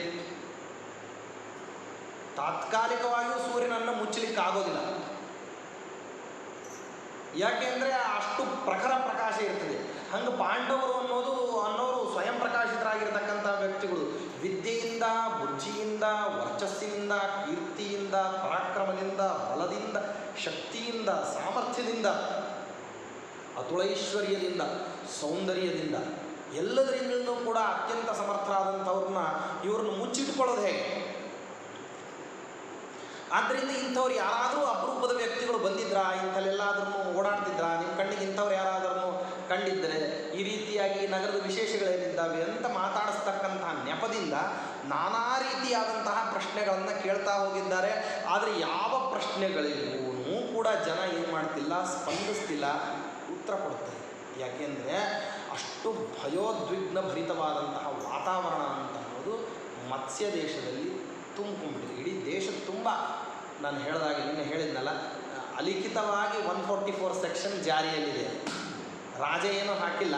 ಆದರೆ ರಾಜ ಹಾಕದೇನೆ ಎಲ್ಲರೂ ಏನು ಮಾಡ್ತಾ ಇದ್ದಾರೆ ಅಂದರೆ ಅದನ್ನು ಯಾರೂ 4 ಜನ ನಿಂತು ಮಾತಾಡ್ತಿಲ್ಲ. ಯಾರಾದರೂ ಏನಾರ ಪ್ರಶ್ನೆಯನ್ನು ಕೇಳಿದರೆ ನೋಡೋಣ, ಮುಂದಕ್ಕೆ ಎಂದಾದರೂ ನೀವು ಬೇರೆ ಊರಿನಿಂದ ಬಂದಿದ್ದೀರಲ್ವ, ನೋಡೋಣ, ಇಲ್ಲೇ ಇರ್ತೀರಲ್ವ, ಮಾತಾಡೋಣ ಅಂತ ಬಿಡ್ರಿ, ಈಗೇನಂತ ಅವಸರ, ನೋಡೋಣ, ನಮಗೊಂದು ಸ್ವಲ್ಪ ಏನಿದೆ ಅಂತಂದರೆ ದೇಶ ತುಂಬ ಸ್ವಲ್ಪ ಯಾಕೋ ವಾತಾವರಣ ಸರಿ ಇಲ್ಲ. ಯಾಕೆ ಸರಿ ಇಲ್ಲ ಯಾರೂ ಹೇಳ್ತಿಲ್ಲ. ವಾತಾವರಣ ಸರಿ ಇಲ್ಲ ಅಂತ ಹೇಳ್ತಾರೆ ಹೊರತಾಗಿ ಯಾಕೆ ಸರಿ ಇಲ್ಲ ಅಂತ ಯಾರು ಹೇಳ್ತಾ ಇಲ್ಲ. ತುಂಬ ಒತ್ತಾಯ ಮಾಡಿ ಕೇಳಲಿಕ್ಕೆ ಈ ಗುಪ್ತಚರರಿಗೆಲ್ಲರಿಗೂ ನೀವ್ಯಾಕೆ ಇಷ್ಟೊಂದು ಕುತೂಹಲದಿಂದ ಕೇಳ್ತಾ ಇದ್ದೀರಿ ಅಂತ ಪ್ರತಿಯಾಗಿ ಪ್ರಶ್ನೆ ಬಂದುಬಿಟ್ರೆ ಆವಾಗ ತಮ್ಮ ಛದ್ಮವೇಷ ಕಳಚಿ ಬೀಳ್ತದೆ ಅಂತನ್ನೋ ಭಯಕ್ಕೋಸ್ಕರ ಆ ಗುಪ್ತಚರರು ಯಾರೂ ಕೂಡ ತಾವು ಯಾಕೆ ಬಂದಿದ್ದೀವಿ, ತಾವು ಯಾರು ಅನ್ನೋದನ್ನು ತಾವು ಹೇಳೋ ಹಾಗಿಲ್ಲ. ಅವರಿಗೂ ಅವ್ರದೇ ಆದಂತಹ ಒಂದಿಷ್ಟು ಎಥಿಕ್ಸ್ ಮತ್ತು ಪ್ರಿನ್ಸಿಪಲ್ಸ್ ಅಂತ ಇರುತ್ತೆ. ಅವ್ರು ಹೋಗಿ ಮಾಡತಕ್ಕಂತಹ ಕೆಲಸ, ಅವ್ರ ಕೆಲಸ ಮಾಡಿದ ಮೇಲೂ ಏನಾಗಿರಬಾರ್ದು ಅಂದರೆ ಅವ್ರಿಗೆ ಸುದ್ದಿ ಮುಟ್ಟಿಸ್ಬೇಕಾದವರಿಗೆ ಮುಟ್ಟಿಸಿದ ಮೇಲೂ ಕೂಡ ಅದರ ಪರಿಣಾಮಗಳಾದಾಗ ಆ ಪರಿಣಾಮ ಅವರಿಗೆ ವಿರುದ್ಧವಾಗಿ ಬಂದರೂ ಕೂಡ ಅವ್ರ ಜಗತ್ತಿಗೆ ಹೇಳ್ಕೊಳ್ಳೋ ಹಾಗಿರಲಿಲ್ಲ. ನಾನೇ ಈ ಸುದ್ದಿಯನ್ನು ಕೊಟ್ಟೆ, ಅದರ ಪರಿಣಾಮ ನನಗೇ ಬಂದಿದೆ ಅಂತ ಅವ್ರು ಯಾರ ಮುಂದೂ ಹೇಳ್ಕೊಳ್ಳೋ ಹಾಗಿಲ್ಲ. ಗುಪ್ತಚರರ ಇಲಾಖೆ ಅಥವಾ ಗುಪ್ತಚರರ ವರ್ಗ ಅಂದ್ರೆ ಅದಕ್ಕೆ ಅತ್ಯಂತ ಬದ್ಧರಾಗಿರಬೇಕಾಗ್ತದೆ. ಆದ್ದರಿಂದ ತುಂಬ ನಯಭಯಗಳಿಂದ ಮತ್ತು ಬೇಕಾದಷ್ಟು ಅವರಿಗೆ ಕೊಟ್ಟು ಏನೋ ಒಂದು ಮಾಡಿ ಅಪರೂಪದ ದ್ರವ್ಯ ಪದಾರ್ಥಗಳನ್ನು ಹಂಚಿ ಆದ್ರೂ ಸಂಪಾದನೆ ಮಾಡೋಣ ಅಂತ ಪ್ರಯತ್ನ ಪಡ್ತಿದ್ದಾರೆ. ಆದರೆ ಯಾರು 4-6 ದಿವಸಗಳವರೆಗೆ ಇವರು ಇಷ್ಟು ನಿಪುಣರಾದಂತಹ ದೂತರಾಗಿದ್ದರೂ ಕೂಡ ಆ ವೃತ್ತಾಂತ ಹೊರಗೆ ಬರಲಿಲ್ಲ. ಕೊನೆಗೆ ಒಂದು 4-5 ದಿವಸಗಳಾದ ಮೇಲೆ ಕೆಲವರಿಗೆ ಕೆಲವು ವಿಷಯಗಳು ಸಿಕ್ಕವು. ಏನಂತಂದರೆ ಅದರಲ್ಲಿ ಪಾಂಡವರ ವಿಚಾರವೇ ಇಲ್ಲ, ಪಾಂಡವರು ಅನ್ನುವಂತಹ ಶಬ್ದವೇ ಇಲ್ಲ. ಈ ನಗರಕ್ಕೆ ಯಾವಳೋ ಒಬ್ಬಳು ದಾಸಿಯ ವೇಷದಲ್ಲಿ ಬಂದಿದ್ಲು. ಆ ದಾಸಿಯ ವೇಷದಲ್ಲಿ ಬಂದಿರತಕ್ಕಂಥವಳಿಗೆ ಈ ನಗರದ ಸೇನಾಧಿಪತಿ ತುಂಬ ಅಪಮಾನವನ್ನು ಮಾಡಿದ. ಆ ಅಪಮಾನ ಮಾಡಿದಾಗ ಅವಳು ಆ ಅಪಮಾನಕ್ಕೆ ಪ್ರತೀಕಾರವನ್ನು ಮಾಡ್ತೀನಿ ಅಂತ ರಾಜ್ಯಸಭಾದಲ್ಲಿ ಹೇಳಿ ಹೋಗಿದ್ಲು. ರಾತ್ರಿ ಅವನು ವಿಚಿತ್ರವಾದಂತಹ ಕ್ರೂರವಾದಂತಹ ಕ್ರಮದಲ್ಲಿ ಅವನೇನಾದ ಅಂತಂದರೆ ಕೊಲ್ಲಲ್ಪಟ್ಟ. ಅವನು ಹೆಂಗೆ ಸತ್ತ, ಅವನು ಸಾಯಬೇಕಾದ್ರೆ ಯಾರಿದ್ರು ಅಂತ ನೋಡಿರ್ತಕ್ಕಂಥ ಅವನ ತಮ್ಮಂದ್ರಗಳು ಕೂಡ ಬದುಕಿಲ್ಲ. ಇಷ್ಟರಲ್ಲಿ ದ್ರೌಪದಿ ದೇವಿಯ ಹೆಸರಿನ ಉಲ್ಲೇಖ ಇಲ್ಲ, ಭೀಮಸೇನ ದೇವರ ಹೆಸರಿನ ಉಲ್ಲೇಖ ಇಲ್ಲ. ಅವ ಸತ್ತ ಅಂದರೆ ಯಾವ ಶಸ್ತ್ರಗಳಿಂದ ಸತ್ತ? ಪ್ರಾಯ ಗದಾ ಅಥವಾ ಇನ್ಯಾವುದಾದ್ರೂ ಆಯುಧಗಳನ್ನು ಬಳಸಿದರೆ ಆ ಯುದ್ಧದಲ್ಲಿ ಪರಿಣಿತರಾದವರು ಅಂತ ತಿಳ್ಕೊಳ್ಳೋಣ ಅಂತಂದರೆ ಅವನ ಗದೆಯಿಂದ ಸತ್ತಿಲ್ಲ, ಕೇವಲ ಮುಷ್ಟಿಯ ಪ್ರಹಾರಗಳಿಂದ, ಕೇವಲ ದೇಹ ಬಲವನ್ನು ಮಾತ್ರ ಉಪಯೋಗ ಮಾಡಿ ಹೊಂದಿದ್ದಾರೆ. ಅಂದರೆ ತುಂಬ ದಾರುಣವಾಗಿ ಹತರಾಗಿದ್ದಾರೆ. ನೋಡಿದರೆ ನೀವು ಕೂಡ ಭಯಪಡ್ತಿದ್ರಿ ಅಂತ ಇಷ್ಟು ಮಾತ್ರ ಹೇಳ್ತಿದ್ದಾರೆ ಎಲ್ಲರೂ. ಬೇರೆ ಯಾವ ವೃತ್ತ ಅಂತ ಗೊತ್ತಾಗ್ತಿಲ್ಲ. ಪಾಂಡವರ ಬಗ್ಗೆ ಅಲ್ಲಿ ಯಾವುದೇ ವಿಧವಾದಂತಹ ಸುಳಿವಿಲ್ಲ. ಇಷ್ಟೊಂದು ಅತಿಮಾನುಷವಾಗಿರತಕ್ಕಂತಹ ಕರ್ಮ ಅನ್ನೋದು ನಡೆದು ಹೋಗಿ ನಮ್ಮ ದೇಶದ ಸೇನಾಧಿಪತಿ ಸತ್ತು ಹೋಗ್ಬಿಟ್ಟಿದ್ದಾನೆ. ಆದ್ದರಿಂದ ನಾವ್ಯಾರೂ ಮಾತಾಡುವಂತಹ ಪರಿಸ್ಥಿತಿಯಲ್ಲಿ ಇಲ್ಲ. ಇಷ್ಟೇ ವಿಷಯ. ಅವರಿಗೇನು ಎಲ್ಲ ತಳಶೋಧನೆ ಮಾಡಿದ್ರೂ ಕೂಡ ಇಷ್ಟೇ ವಿಷಯ ಸಿಗ್ತಾ ಇದೆ. ಅದರಿಂದ ಅವರಿಗೆ ಯಾರು ಮಾಡಿರ್ಬೋದು ಅಂತನ್ನುವಂತಹ ಕುತೂಹಲ, ಅವರಿಗೆ ವಿಷಯ ಏನು ಸಿಕ್ತೋ ಆ ವಿಷಯವನ್ನು ಮಾತ್ರ ಅವರು ತಲುಪಿಸ್ಬೇಕು ಅನ್ನೋರೇ ಹೊರತಾಗಿ ಆ ವಿಷಯದ ಆಧಾರದ ಮೇಲೆ ಏನು ವಿಮರ್ಶೆ ಮಾಡಬೇಕಲ್ಲ, ಆ ವಿಮರ್ಶೆ ಮಾಡ್ತಕ್ಕಂಥ ತಲೆ ಅಲ್ಲ. ಹಲವರಿಗೆ ಏನಿರ್ತದೆ ಅಂತಂದರೆ ಹಲವಾರು ವರ್ತಮಾನಗಳು ಬಂದಂತಹ ಸಂದರ್ಭದಲ್ಲೂ ಆ ವರ್ತಮಾನಗಳನ್ನು ಅವರು ಯಾವ ರೀತಿ ನೋಡ್ತಾರೆ ಅಂದರೆ ಹಲವು ಸುದ್ದಿಗಳ ಮಧ್ಯದಲ್ಲಿ ಇದು ಒಂದು ಸುದ್ದಿ ಅಂತ ಯೋಚನೆ ಮಾಡ್ತಾರೆ. ಆ ಸುದ್ದಿ ತಮಗೆ ಸಂಬಂಧಪಟ್ಟದ್ದು ಹೌದೇ ಅಲ್ಲವೇ ಅಂತ ಹೇಳಿ ವಾರ್ತೆಗಳನ್ನು ಓದತಕ್ಕಂತಹ ವ್ಯಕ್ತಿ ಈ ವಾರ್ತೆ ಬಂದಿದೆ, ಈ ವಾರ್ತೆಯನ್ನು ಹೇಳಬೇಕಾದ್ರೆ ಭಾವನಾರಹಿತವಾಗಿ ಅವನು ಬಂದು ಕೂತ್ಕೊಂಡು ಹೇಳ್ತಾನೆ ಹೊರತಾಗಿ ಈ ವಾರ್ತೆ ನನಗೆ ಸಂಬಂಧಪಟ್ಟದ್ದು ಹೌದೋ ಅಲ್ಲೋ ಅಂತ ಅವ ಏನು ಮಾಡೋದಿಲ್ಲ ಅಂದರೆ ತಲೆಯಿಂದ ಅದನ್ನು ವಿಮರ್ಶೆ ಮಾಡಲಿಕ್ಕೆ ಹೋಗೋದಿಲ್ಲ. ಗುಪ್ತಚರರಿಗೆ ಎಷ್ಟಿರ್ತದೆ ಅಂತಂದರೆ ವಿಷಯವನ್ನು ಸಂಗ್ರಹ ಮಾಡ್ಕೋಬೇಕು, ತಾವ್ಯಾರು ಅಂತ ಗೊತ್ತು ಮಾಡಬಾರ್ದು. ವಿಷಯವನ್ನು ನೇರವಾಗಿ ಏನು ಮಾಡಬೇಕು ಅಂತಂದರೆ ಅದನ್ನು ರಾಜನಿಗೆ ಅಂದರೆ ಸಂಬಂಧಪಟ್ಟವರಿಗೆ ಅದನ್ನು ತಲುಪಿಸ್ತಕ್ಕಂಥದ್ದು ಮಾತ್ರ ಅವರಿಗೆ ಬಾಧ್ಯತೆ ಇರ್ತದೆ. ವಿಷಯವನ್ನು ವಿಮರ್ಶೆ ಯಾಕೆ ಮಾಡಲಿಲ್ಲ ಅಂತ ನೀವು ಅವ್ರನ್ನ ಪ್ರಶ್ನೆ ಮಾಡಬಾರ್ದು. ಸುದ್ದಿ ಹೊತ್ತು ತರೋನಿಗೆ ಹಿಂದಿನ ಕಾಲಕ್ಕೆಲ್ಲ ಈಗ ಆಗೋಗ್ಬಿಡೋದಂತೆ. ಏನಂತಂದರೆ ಈ ಟೆಲಿಗ್ರಾಮ್ನಲ್ಲಿ ಯಾರೋ ಹೋಗಿರ್ತಕ್ಕಂತಹ ಸುದ್ದಿ ಅಥವಾ ಏನೋ ಅನರ್ಥ ಆಗಿರುವಂತಹ ಸುದ್ದಿಯನ್ನು ತಂದು ಹೇಳಿದ ತಕ್ಷಣ ತಂದವನಿಗೆ ಹೊಡೆದು ಬಿಡೋರಂತೆ. ಯಾಕೆಂದ್ರೆ ಅನಕ್ಷರಸ್ಥ ಜನ ಹೊಡೆದು ಬಿಡ್ತಿದ್ರಂತೆ. ಹೊಡೆದ ತಕ್ಷಣ ನನಗೆ ಯಾಕೆ ಹೊಡೆದ್ರಿ ಅಂದರೆ ಇಂಥ ಸುದ್ದಿ ಈಗ ಹೇಳ್ತಾರೆ. ಮನೆಯಲ್ಲಿ ಮದುವೆ ನಡೀತಿಲ್ವ, ಮದುವೆಯಾರ ನಡೀಲಿ ಬೇರೆದೇನಾರ ನಡೀಲಿ ನನಗದು ಗೊತ್ತಿಲ್ಲ. ನನಗೆ ಸುದ್ದಿ ಬಂದಿತ್ತು, ಏನು ಸುದ್ದಿ ಅಂತ ನೀವು ಕೇಳಿದ್ರಿ, ಹೇಳಬೇಕಾದದ್ದು ನನ್ನ ಕರ್ತವ್ಯ. ನಿಮ್ಮ ಮನೆಯಲ್ಲಿ ಏನು ನಡೆದಿದೆ ನನಗೇನು ಗೊತ್ತು, ಅದರ ಬಾಧ್ಯಸ್ಥಿಕೆ ನಂದಲ್ಲ. ಅದನ್ನು ಹೇಳಬೇಕೇ ಬೇಡವೇ ಅನ್ನೋ ವಿವೇಕ ನಂದಲ್ಲ. ಅಲ್ಲಿ ಏನು ಬರೆದಿದೆ ಹೇಳು ಅಂತ ಹೇಳಿದೆ. ಆ ಗುಪ್ತಚರರ ವರ್ಗಕ್ಕೂ ಕೂಡ ಇಷ್ಟ ಅತಿಮಾನುಷವಾದಂತಹ ಕ್ರಮದಲ್ಲಿ ಕೀಚಕ ಕೊಲ್ಲಲ್ಪಟ್ಟಿದ್ದಾನೆ ಅಂದರೆ ಕೀಚಕನನ್ನು ಈ ರೀತಿ ಯಾರು ಕೊಲ್ಲಲಿಕ್ಕೆ ಸಮರ್ಥರಾದಂಥವ್ರು, ಕೀಚಕ ಯಾರಿಂದಲೂ ಸಾಯದಿದ್ದವನು ಇವ್ರ ಕಡೆಯಿಂದ ಹೆಂಗೆ ಸತ್ತ, ಇದನ್ನೆಲ್ಲ ಯೋಚನೆ ಮಾಡತಕ್ಕಂತಹ ಶಕ್ತಿ, ಆಲೋಚನಾ ಶಕ್ತಿ ಯಾರದಲ್ಲ ಅವ್ರದಲ್ಲ. ಅವರಿಗೆ ಆ ವಿಷಯ ಮಾತ್ರ ಗೊತ್ತು. ಪಾಂಡವರ ಬಗ್ಗೆ ಹುಡ್ಕೊಂಡು ಬನ್ನಿರಿ ಅಂತ ಹೇಳಿದ್ರು. ಯಾರು ಈ ದೇಶದಲ್ಲಿ ಪಾಂಡವರ ಬಗ್ಗೆ ಮಾತಾಡ್ತಿಲ್ಲ.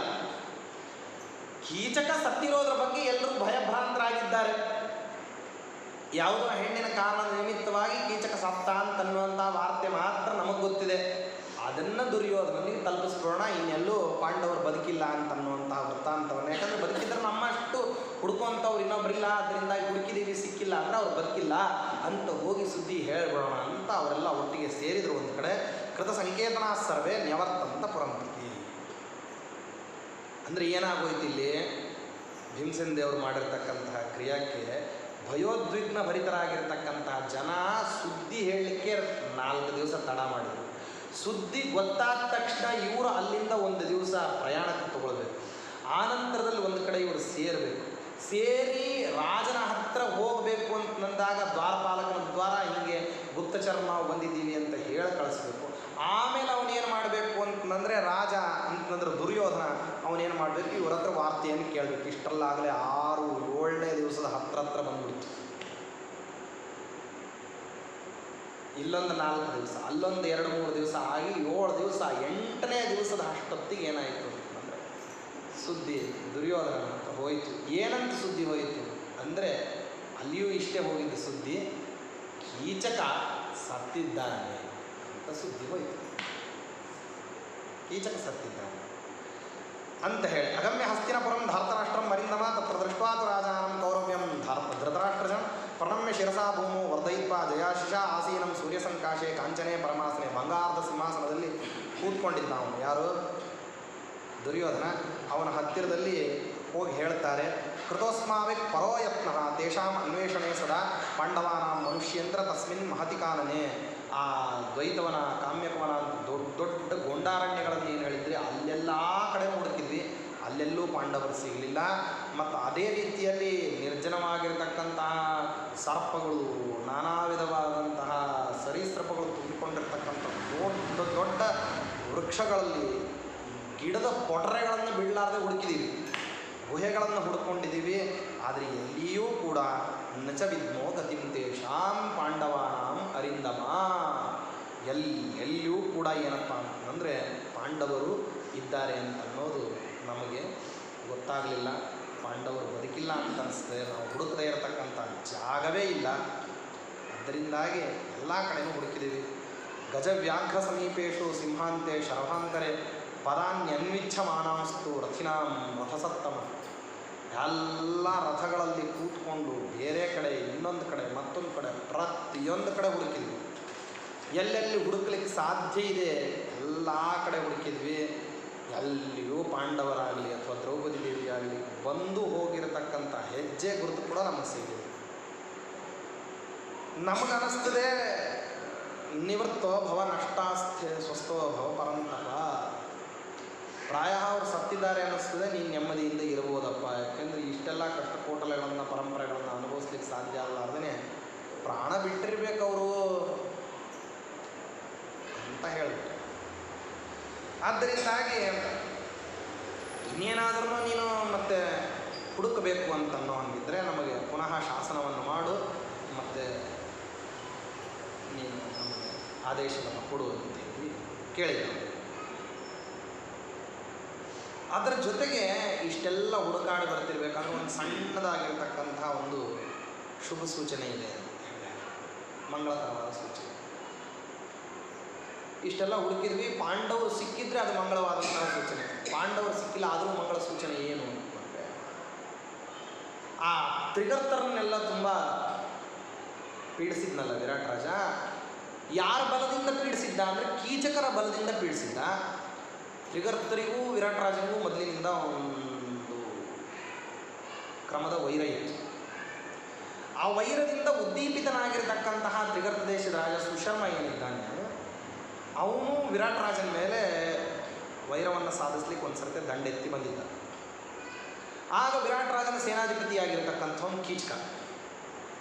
ವಿರಾಟ್ ರಾಜನ ಮೇಲೆ ಸೇಡು ತೀರಿಸ್ಕೊಳ್ಳಿಕ್ಕೆ ಅಂತ ಹೋಗಿರ್ತಕ್ಕಂಥ ಸುಶರ್ಮನಿಗೆ ವಿರಾಟ್ ರಾಜನ ಪರವಾಗಿ ಕೀಚಕ ಏನು ಮಾಡಿದ್ದ ಅಂತಂದರೆ ಸುಶರ್ಮನಿಗೆ ಹೊಡೆದು ಕಳಿಸಿದ.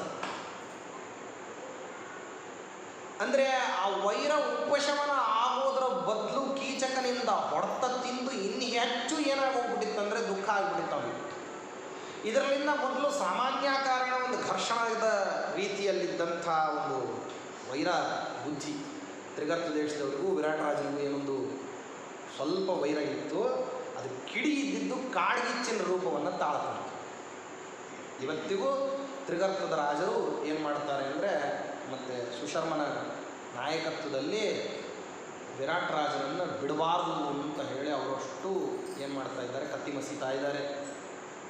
ಆದರೆ ಯಾರ ಬಲದಿಂದಾಗಿ ಈ ವಿರಾಟ್ ರಾಜ ತ್ರಿಗರ್ತರನ್ನ ಹೊಡೆದು ಓಡಿಸಿದ್ನೋ ಆ ಕೀಚಕ ಯಾವನೋ ಗಂಧರ್ವ ಅಂತೆ ರಾತ್ರಿ ಕಾಲದಲ್ಲಿ ಮತ್ತೆ ಏನು ಮಾಡಿದ್ದಾನೆ ಅಂದರೆ, ಕೀಚಕನನ್ನು ಬಂದು ಮಾಯಾವೇಷದಿಂದ ಗೊತ್ತಾಗದೇ ಇರೋ ಹಾಗೆ ಮತ್ತು ಕೊಂದು ಹೋಗ್ಬಿಟ್ಟಿದ್ದಾನೆ. ಕೀಚಕ ಗತಪ್ರಾಣನಾಗಿಬಿಟ್ಟಿದ್ದಾನೆ. ಕೀಚಕ ಸತ್ತಿದ್ದಾನೆ. ಕೀಚಕ ಸಾಮಾನ್ಯ ಅಲ್ಲ ಅಂತ ನಿನಗೂ ಗೊತ್ತಿದೆ ರಾಜ. ಉತ್ಸಾಹವಂತ, ವೀರ್ಯವಂತ, ನೀತಿವಂತ, ಬಲಿಷ್ಠ, ಯುದ್ಧದ ತಂತ್ರಗಳನ್ನು ತಿಳಿದಂಥವನು, ಮತ್ತು ಒಳ್ಳೆ ಶತ್ರುಗಳನ್ನು ನಾಶ ಮಾಡತಕ್ಕಂತಹ ಸಿಂಹ ಸದೃಶವಾದಂತಹ ಪರಾಕ್ರಮ, ಪ್ರಜೆಗಳನ್ನು ರಕ್ಷಣೆ ಮಾಡ್ತಾ ಇದ್ದ, ಶತ್ರುಗಳನ್ನು ನಿಗ್ರಹ ಮಾಡೋ ಶಕ್ತಿ ಇತ್ತು. ಮತ್ತು ಅಷ್ಟೇ ಅಲ್ಲ, ಭಾಳ ಸುಂದರನಾಗಿದ್ದ ಅಂತನ್ನೋ ಕಾರಣಕ್ಕೆ ಅನೇಕ ಸ್ತ್ರೀಯರು ಅವನಿಗೆ ಹೆಂಡತಿಯರು. ವೀರ, ಮಾತು ಬಲ್ಲವನು, ಜಗಳ ಬಲ್ಲವನು, ಜಗಳದ ಮೇಲೆ ಭಾಳ ಪ್ರೀತಿ ಇದ್ದಂಥವನು. ಇವೆಲ್ಲ ಕೀಚಕನ ಗುಣಗಳು. ಇಂಥವನು ಯಾವುದೋ ಸ್ತ್ರೀ ನಿಮಿತ್ತವಾಗಿ ಗಂಧರ್ವರಿಂದಾಗಿ ನಿಶೀಥ ಕಾಲದಲ್ಲಿ ಯಾರಿಗೂ ಗೊತ್ತಿಲ್ಲದೆ ಸದ್ದೇ ಬರದೇ ಇರೋ ಹಂಗೆ ಏನು ಮಾಡಿದ್ದಾರೆ ಅಂತಂದ್ರೆ ಆ ಗಂಧರ್ವರು ಕೊಂದು ಬಿಟ್ಟಿದ್ದಾರೆ ಅಂತ ಅನ್ನುವಂಥ ಒಂದು ವೃತ್ತಾಂತ ವಿರಾಟ್ ನಗರದಲ್ಲೆಲ್ಲ ಇದೆ. ಆದ್ದರಿಂದಾಗಿ ಇಲ್ಲಿ ಏನಾಗಿದೆ ಅಂತಂದರೆ, ಕೀಚಕ ಮಾತ್ರ ಸತ್ತಿದ್ರೆ ಅಷ್ಟೊಂದೇನು ಉದ್ವೇಗ ಆಗ್ತಿರಲಿಲ್ಲ. ಕೀಚಕ ತನ್ನ ತಮ್ಮಂದ್ರನ್ನೂ ಸೇರಿಸಿಕೊಂಡು, ಕೀಚಕನೂ ಸತ್ತಿದ್ದಾನೆ, ಕೀಚಕನ 105 ಜನ ತಮ್ಮಂದರು ಸತ್ತು ಹೋಗ್ಬಿಟ್ಟಿದ್ದಾರೆ. ಆದ್ದರಿಂದಾಗಿ ಆ ರೀತಿಯಲ್ಲಿ ಕೀಚಕ ಸತ್ತಿದ್ದರಿಂದಾಗಿ ವಿರಾಟ್ ರಾಜ ದುರ್ಬಲನಾಗಿದ್ದಾನೆ. ವಿರಾಟ್ ರಾಜನಿಗೂ ತ್ರಿಗರ್ತರಿಗೂ ಏನಿದೆ ಅಂತಂದರೆ ದ್ವೇಷ ಇದೆ. ತ್ರಿಗರ್ತರು ಬಲಿಷ್ಠರೇ. ವಿರಾಟ್ ರಾಜ ದುರ್ಬಲನಾದದ್ದನ್ನು ನೋಡಿಬಿಟ್ಟು ಒಂದು ವೇಳೆ ಏನಾದರೂ ತ್ರಿಗರ್ತರು ವಿರಾಟ್ ರಾಜನ ಮೇಲೆ ದಾಳಿ ಮಾಡಿದರೆ, ಅಸಮರ್ಥನಾಗಿರ್ತಕ್ಕಂತಹ ವಿರಾಟ್ ರಾಜ ತನ್ನ ಸಮೃದ್ಧವಾದಂತಹ ರಾಜ್ಯಕೋಶ ಐಶ್ವರ್ಯಾದಿಗಳ ಸಮೇತವಾಗಿ ಏನಾಗಿಬಿಡ್ತಾನೆ ಅಂತಂದರೆ ತ್ರಿಗರ್ತರಿಗೆ ಅಡಿಯಾಳಾಗಿರ್ತಾನೆ. ಶುಭ ಸಮಾಚಾರ ಅಂತ ನಾವ್ಯಾಕೆ ಹೇಳ್ತಿದ್ದೀವಿ ಅಂದರೆ, ತ್ರಿಗರ್ತರು ವಿರಾಟ್ ರಾಜನ ಮೇಲೆ ದಾಳಿ ಮಾಡೋಕ್ಕಿಂತ ಮುಂಚೆ ನಾವು ದಾಳಿ ಮಾಡಿಬಿಟ್ರೆ ಆವಾಗ ತ್ರಿಗರ್ತರಿಗೆ ಸೋಲ್ತಕ್ಕಂತಹ ವಿರಾಟ್ ರಾಜ ನಮಗೆ ಸೋಲ್ಬಹುದಲ್ಲ ಅಂತನ್ನೋ ಆಂತರ್ಯ ಯಾರಿಗಿದೆ? ಗುಪ್ತಚರ ವರ್ಗಕ್ಕಿದೆ. ಅದನ್ನು ಅವರು ತಮ್ಮ ಮಾತುಗಳಲ್ಲಿ ಏನು ಮಾಡಿದರು ಅಂದರೆ ಸ್ಪಷ್ಟೀಕರಣವನ್ನು ಕೊಟ್ಟರು. ಇದೊಂದು ಮಂಗಳಕರವಾದಂತಹ ವಾರ್ತೆ. ಅಂದರೆ ನೀನು ದುರ್ಬಲನಾಗಿರ್ತಕ್ಕಂತಹ ರಾಜ್ಯನೊಬ್ಬರನ್ನು ಹೊಡೆದು ಸುಲಭವಾಗಿ ಹೊಡೆಯೋದು ಬೇಡ, ನಿಮ್ಮಂಥ ಪ್ರಬಲರು ದ್ರೋಣ ಭೀಷ್ಮ ಕರ್ಣ ಕೃಪಾದಿಗಳ ಜೊತೆಗೆ ಹೋಗಿಬಿಟ್ರಿ ಅಂದರೆ ವಿರಾಟ್ ರಾಜ ಎಷ್ಟರವನು ಶರಣಾಗ್ತಾನೆ, ಸೋತು ಬಿಟ್ಟ ಅಂತಂದರೆ ಅವನನ್ನು ವಶಪಡಿಸ್ಕೊಂಡ್ಬಿಡ್ಬೋದು. ಹಸ್ತಿನಾವತಿಯ ಸೇನಾ ಸಮೃದ್ಧಿ ಬೆಳೀತದೆ, ಕೋಶ ಬೆಳೀತದೆ. ರಾಜನಾದವನಿಗೆ ಯಾವಾಗಲೂ ತನ್ನ ರಾಜ್ಯವನ್ನು ವಿಸ್ತಾರ ಮಾಡಬೇಕು ಅನ್ನೋ ಬುದ್ಧಿ ಇದೆ. ಅಸಂತುಷ್ಟೋ ದ್ವಿಜೋ ನಷ್ಟ ಸಂತುಷ್ಟಾಶ್ಚ ಮಹೀಭುಜ. ಬ್ರಾಹ್ಮಣ ಅಸಂತೃಪ್ತನಾದರೆ ಹಾಳಾಗ್ತಾನಂತೆ. ಬ್ರಾಹ್ಮಣ ಯಾವಾಗಲೂ ಸಂತೃಪ್ತನಾಗಿರಬೇಕು ತನಗೆ ದೊರಕಿದ್ದು. ಹಾಗೆಯೇ ಕ್ಷತ್ರಿಯ ಯಾವಾಗಲೂ ಅಸಂತೃಪ್ತನಾಗಿರಬೇಕಂತ. ಎಷ್ಟು ಸಿಕ್ಕರೂ ಇನ್ನೂ ಬೇಕು ಅನ್ನೋ ಬುದ್ಧಿ ಕ್ಷತ್ರಿಯನಿರಬೇಕು. ಎಷ್ಟೇ ಸಿಗದೇ ಇದ್ರೂ ಸಾಕು ಅನ್ನೋ ಬುದ್ಧಿ ಬ್ರಾಹ್ಮಣನಿರಬೇಕು. ವಿರುದ್ಧ ಒಂದಕ್ಕೊಂದಕ್ಕೆ ಹೀಗಿರಬೇಕು. ಆದ್ದರಿಂದಾಗಿ ರಾಜ್ಯವನ್ನು ವಿಸ್ತಾರ ಮಾಡಿಕೊಳ್ಳಿಕ್ಕೆ ಅತ್ಯಂತ ಅನುಕೂಲಕರವಾದಂತಹ ಕಾಲ ಇದು ಅಂತ ಗುಪ್ತಚರರು ಏನು ಮಾಡಿದರು, ದುರ್ಯೋಧನನಿಗೆ ಹೇಳಿದರು. ಆವಾಗ ದುರ್ಯೋಧನ ಅವ್ರ ಮಾತನ್ನು ಕೇಳಿ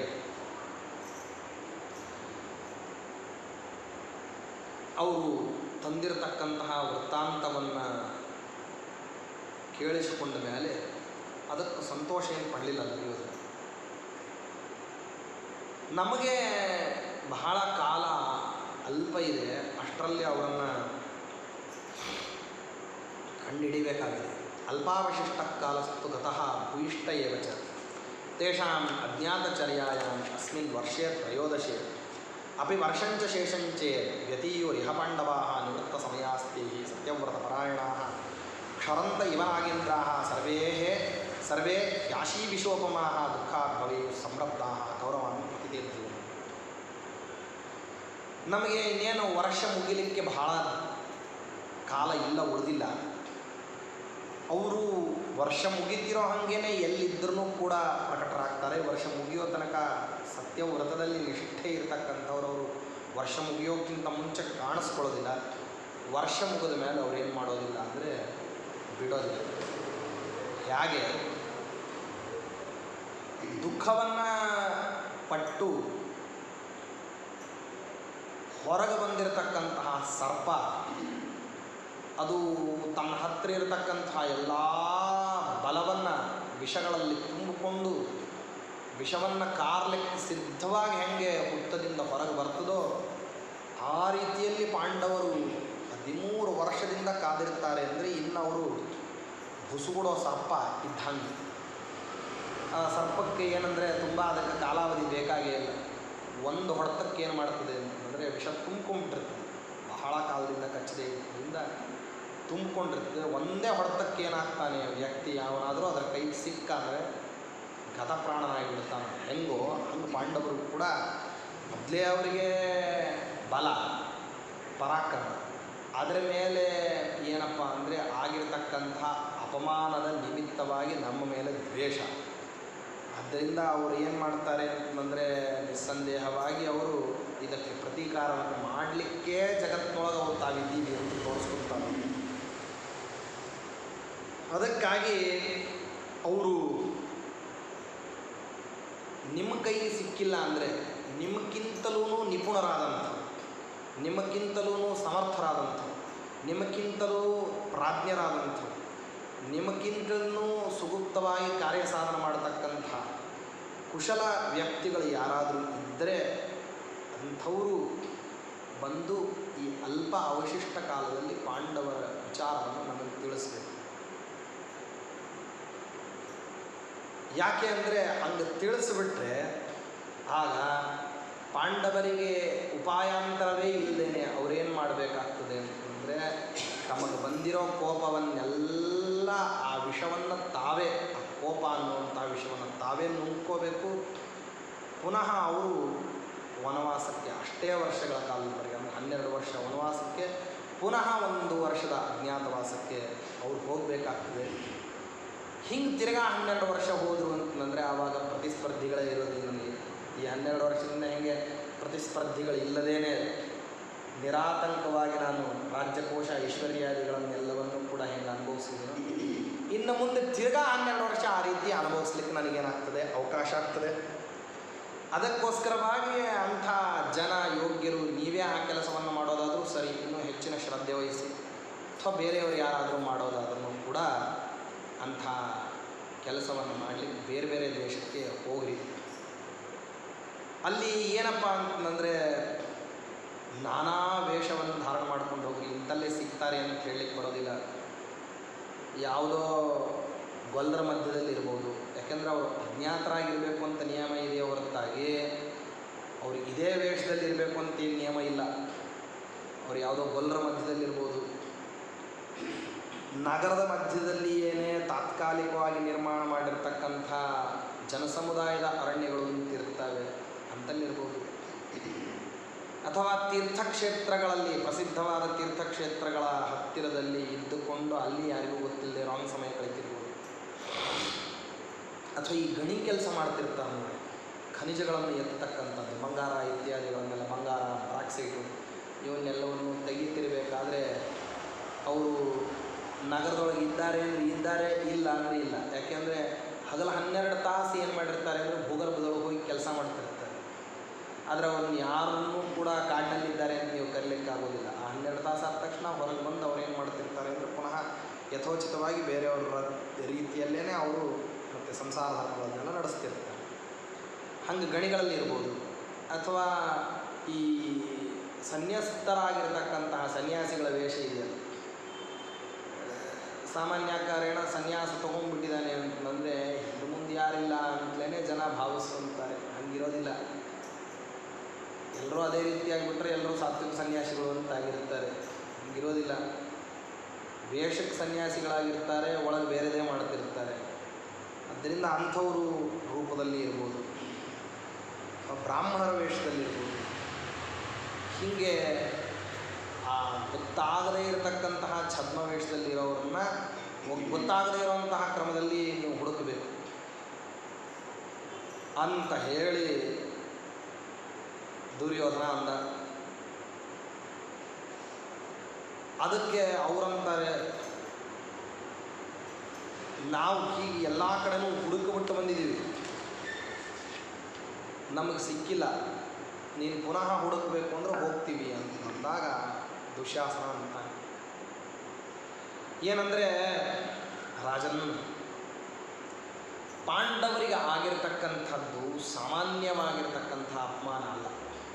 ಯಾರಿಗೂ ಸಾಮಾನ್ಯ ಪುರುಷತ್ವ ಇರತಕ್ಕಂಥವನು ಕೂಡ ತನ್ನ ಹೆಂಡತಿಯನ್ನು ತನ್ನ ಎದುರಿಗೇನೆ ವಿವಸ್ತ್ರಳಾಗುವಂತೆ ಮಾಡಿದರೆ ಸಾಮಾನ್ಯ ಪುರುಷನೇ ತನಗಿರೋ ಸಾಮರ್ಥ್ಯಕ್ಕನುಸಾರವಾಗಿ ಹೋರಾಡಿ ಅವಳನ್ನು ಉಳಿಸ್ಕೋಬೇಕು ಅನ್ನುವಂತಹ ಸಂದರ್ಭದಲ್ಲಿ ಪಾಂಡವರು ಅತುರೈಶ್ವರ್ಯ ಬಲಪರಾಕ್ರಮಿಗಳು ಅಂತ ಏನು ಜಗತ್ತಿನಲ್ಲಿ ಖ್ಯಾತಿ ಇದೆ, ಆ ಖ್ಯಾತಿಗನುಸಾರವಾಗಿ ಏನು ಮಾಡಲಿಲ್ಲ ಅಂದರೆ ಹಸ್ತಿನಾವತಿಯ ಅಂದಿನ ಸಭೆಯಲ್ಲಿ ಅವರು ಏನು ಮಾಡಲಿಲ್ಲ, ತಮ್ಮ ಹೆಂಡತಿಯ ಪಕ್ಷವನ್ನು ವಹಿಸಿ ನಮ್ಮನ್ನು ಯಾವುದೇ ಕ್ರಮದಲ್ಲಿ ಅವರು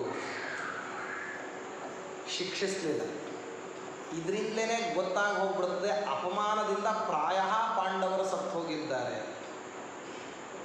ಮುಂದಕ್ಕೆ ಆ ಅಪಮಾನವನ್ನು ತಲೆ ಮರೆಸ್ಕೊಳ್ಳೋದಕ್ಕೋಸ್ಕರ ಅವ್ರು ಏನು ಮಾಡಿದ್ರು ಅಂತಂದ್ರೆ ವನವಾಸ ಅಂತನ್ನುವಂತಹ ಇನ್ನು ಜನರಿಗೆಲ್ಲ ಪ್ರಾಯ ಮರ್ತು ಹೋಗಲಿ, ವನವಾಸದಲ್ಲಿ ಇದ್ದೀವಿ ಅಂತಂದರೆ ಇವನೇ ರೀ ಧರ್ಮರಾಜ ಏನಂದರೆ ಹೆಂಡತಿಯನ್ನು ಪಣಕ್ಕಿಟ್ಟುಬಿಟ್ಟು ಅವಳನ್ನು ವಿವಸ್ತ್ರವನ್ನಾಗಿ ಮಾಡಿದಾಗ ಇವನ ಜೊತೆಗೆ ಇವನ ತಮ್ಮಂದರು ಸೇರಿಕೊಂಡು ಏನು ಮಾಡ್ತಾ ಇದ್ರು ಅಂದರೆ ಹೆಂಡತಿಯ ಪರಿಭವವನ್ನು, ಹೆಂಡತಿಯ ಅಪಮಾನವನ್ನು ಸುಮ್ಮನೆ ಬಾಯಿ ಮುಚ್ಕೊಂಡು ಸಹಿಸ್ತಾ ಇದ್ದರು ಅಂತ ಜನಸಮುದಾಯದಲ್ಲಿ ಅನ್ನಿಸ್ಕೊಳ್ಳದೆ ಇರೋದಕ್ಕೋಸ್ಕರವಾಗಿ ಅವರು ವನವಾಸ ತುಂಬ ಅನುಕೂಲ ಆಯಿತು ಅಂತ 12 ವರ್ಷ ಹೋಗಿದ್ದಾರೆ.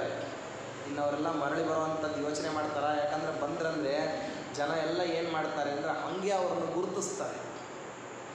ಆ ಅಪಮಾನದ ವಿಷಯಗಳು ಅಂತನ್ನೋದೇನಿದೆಯಲ್ಲ, ವಿಷ ಒಂದು ಸರ್ತಿ ತೊಗೊಂಡ್ಬಿಟ್ರೆ ಮನುಷ್ಯ ಸತ್ತೋಗ್ಬಿಡ್ತಾನೆ, ಭಾಳ ಸುಲಭ.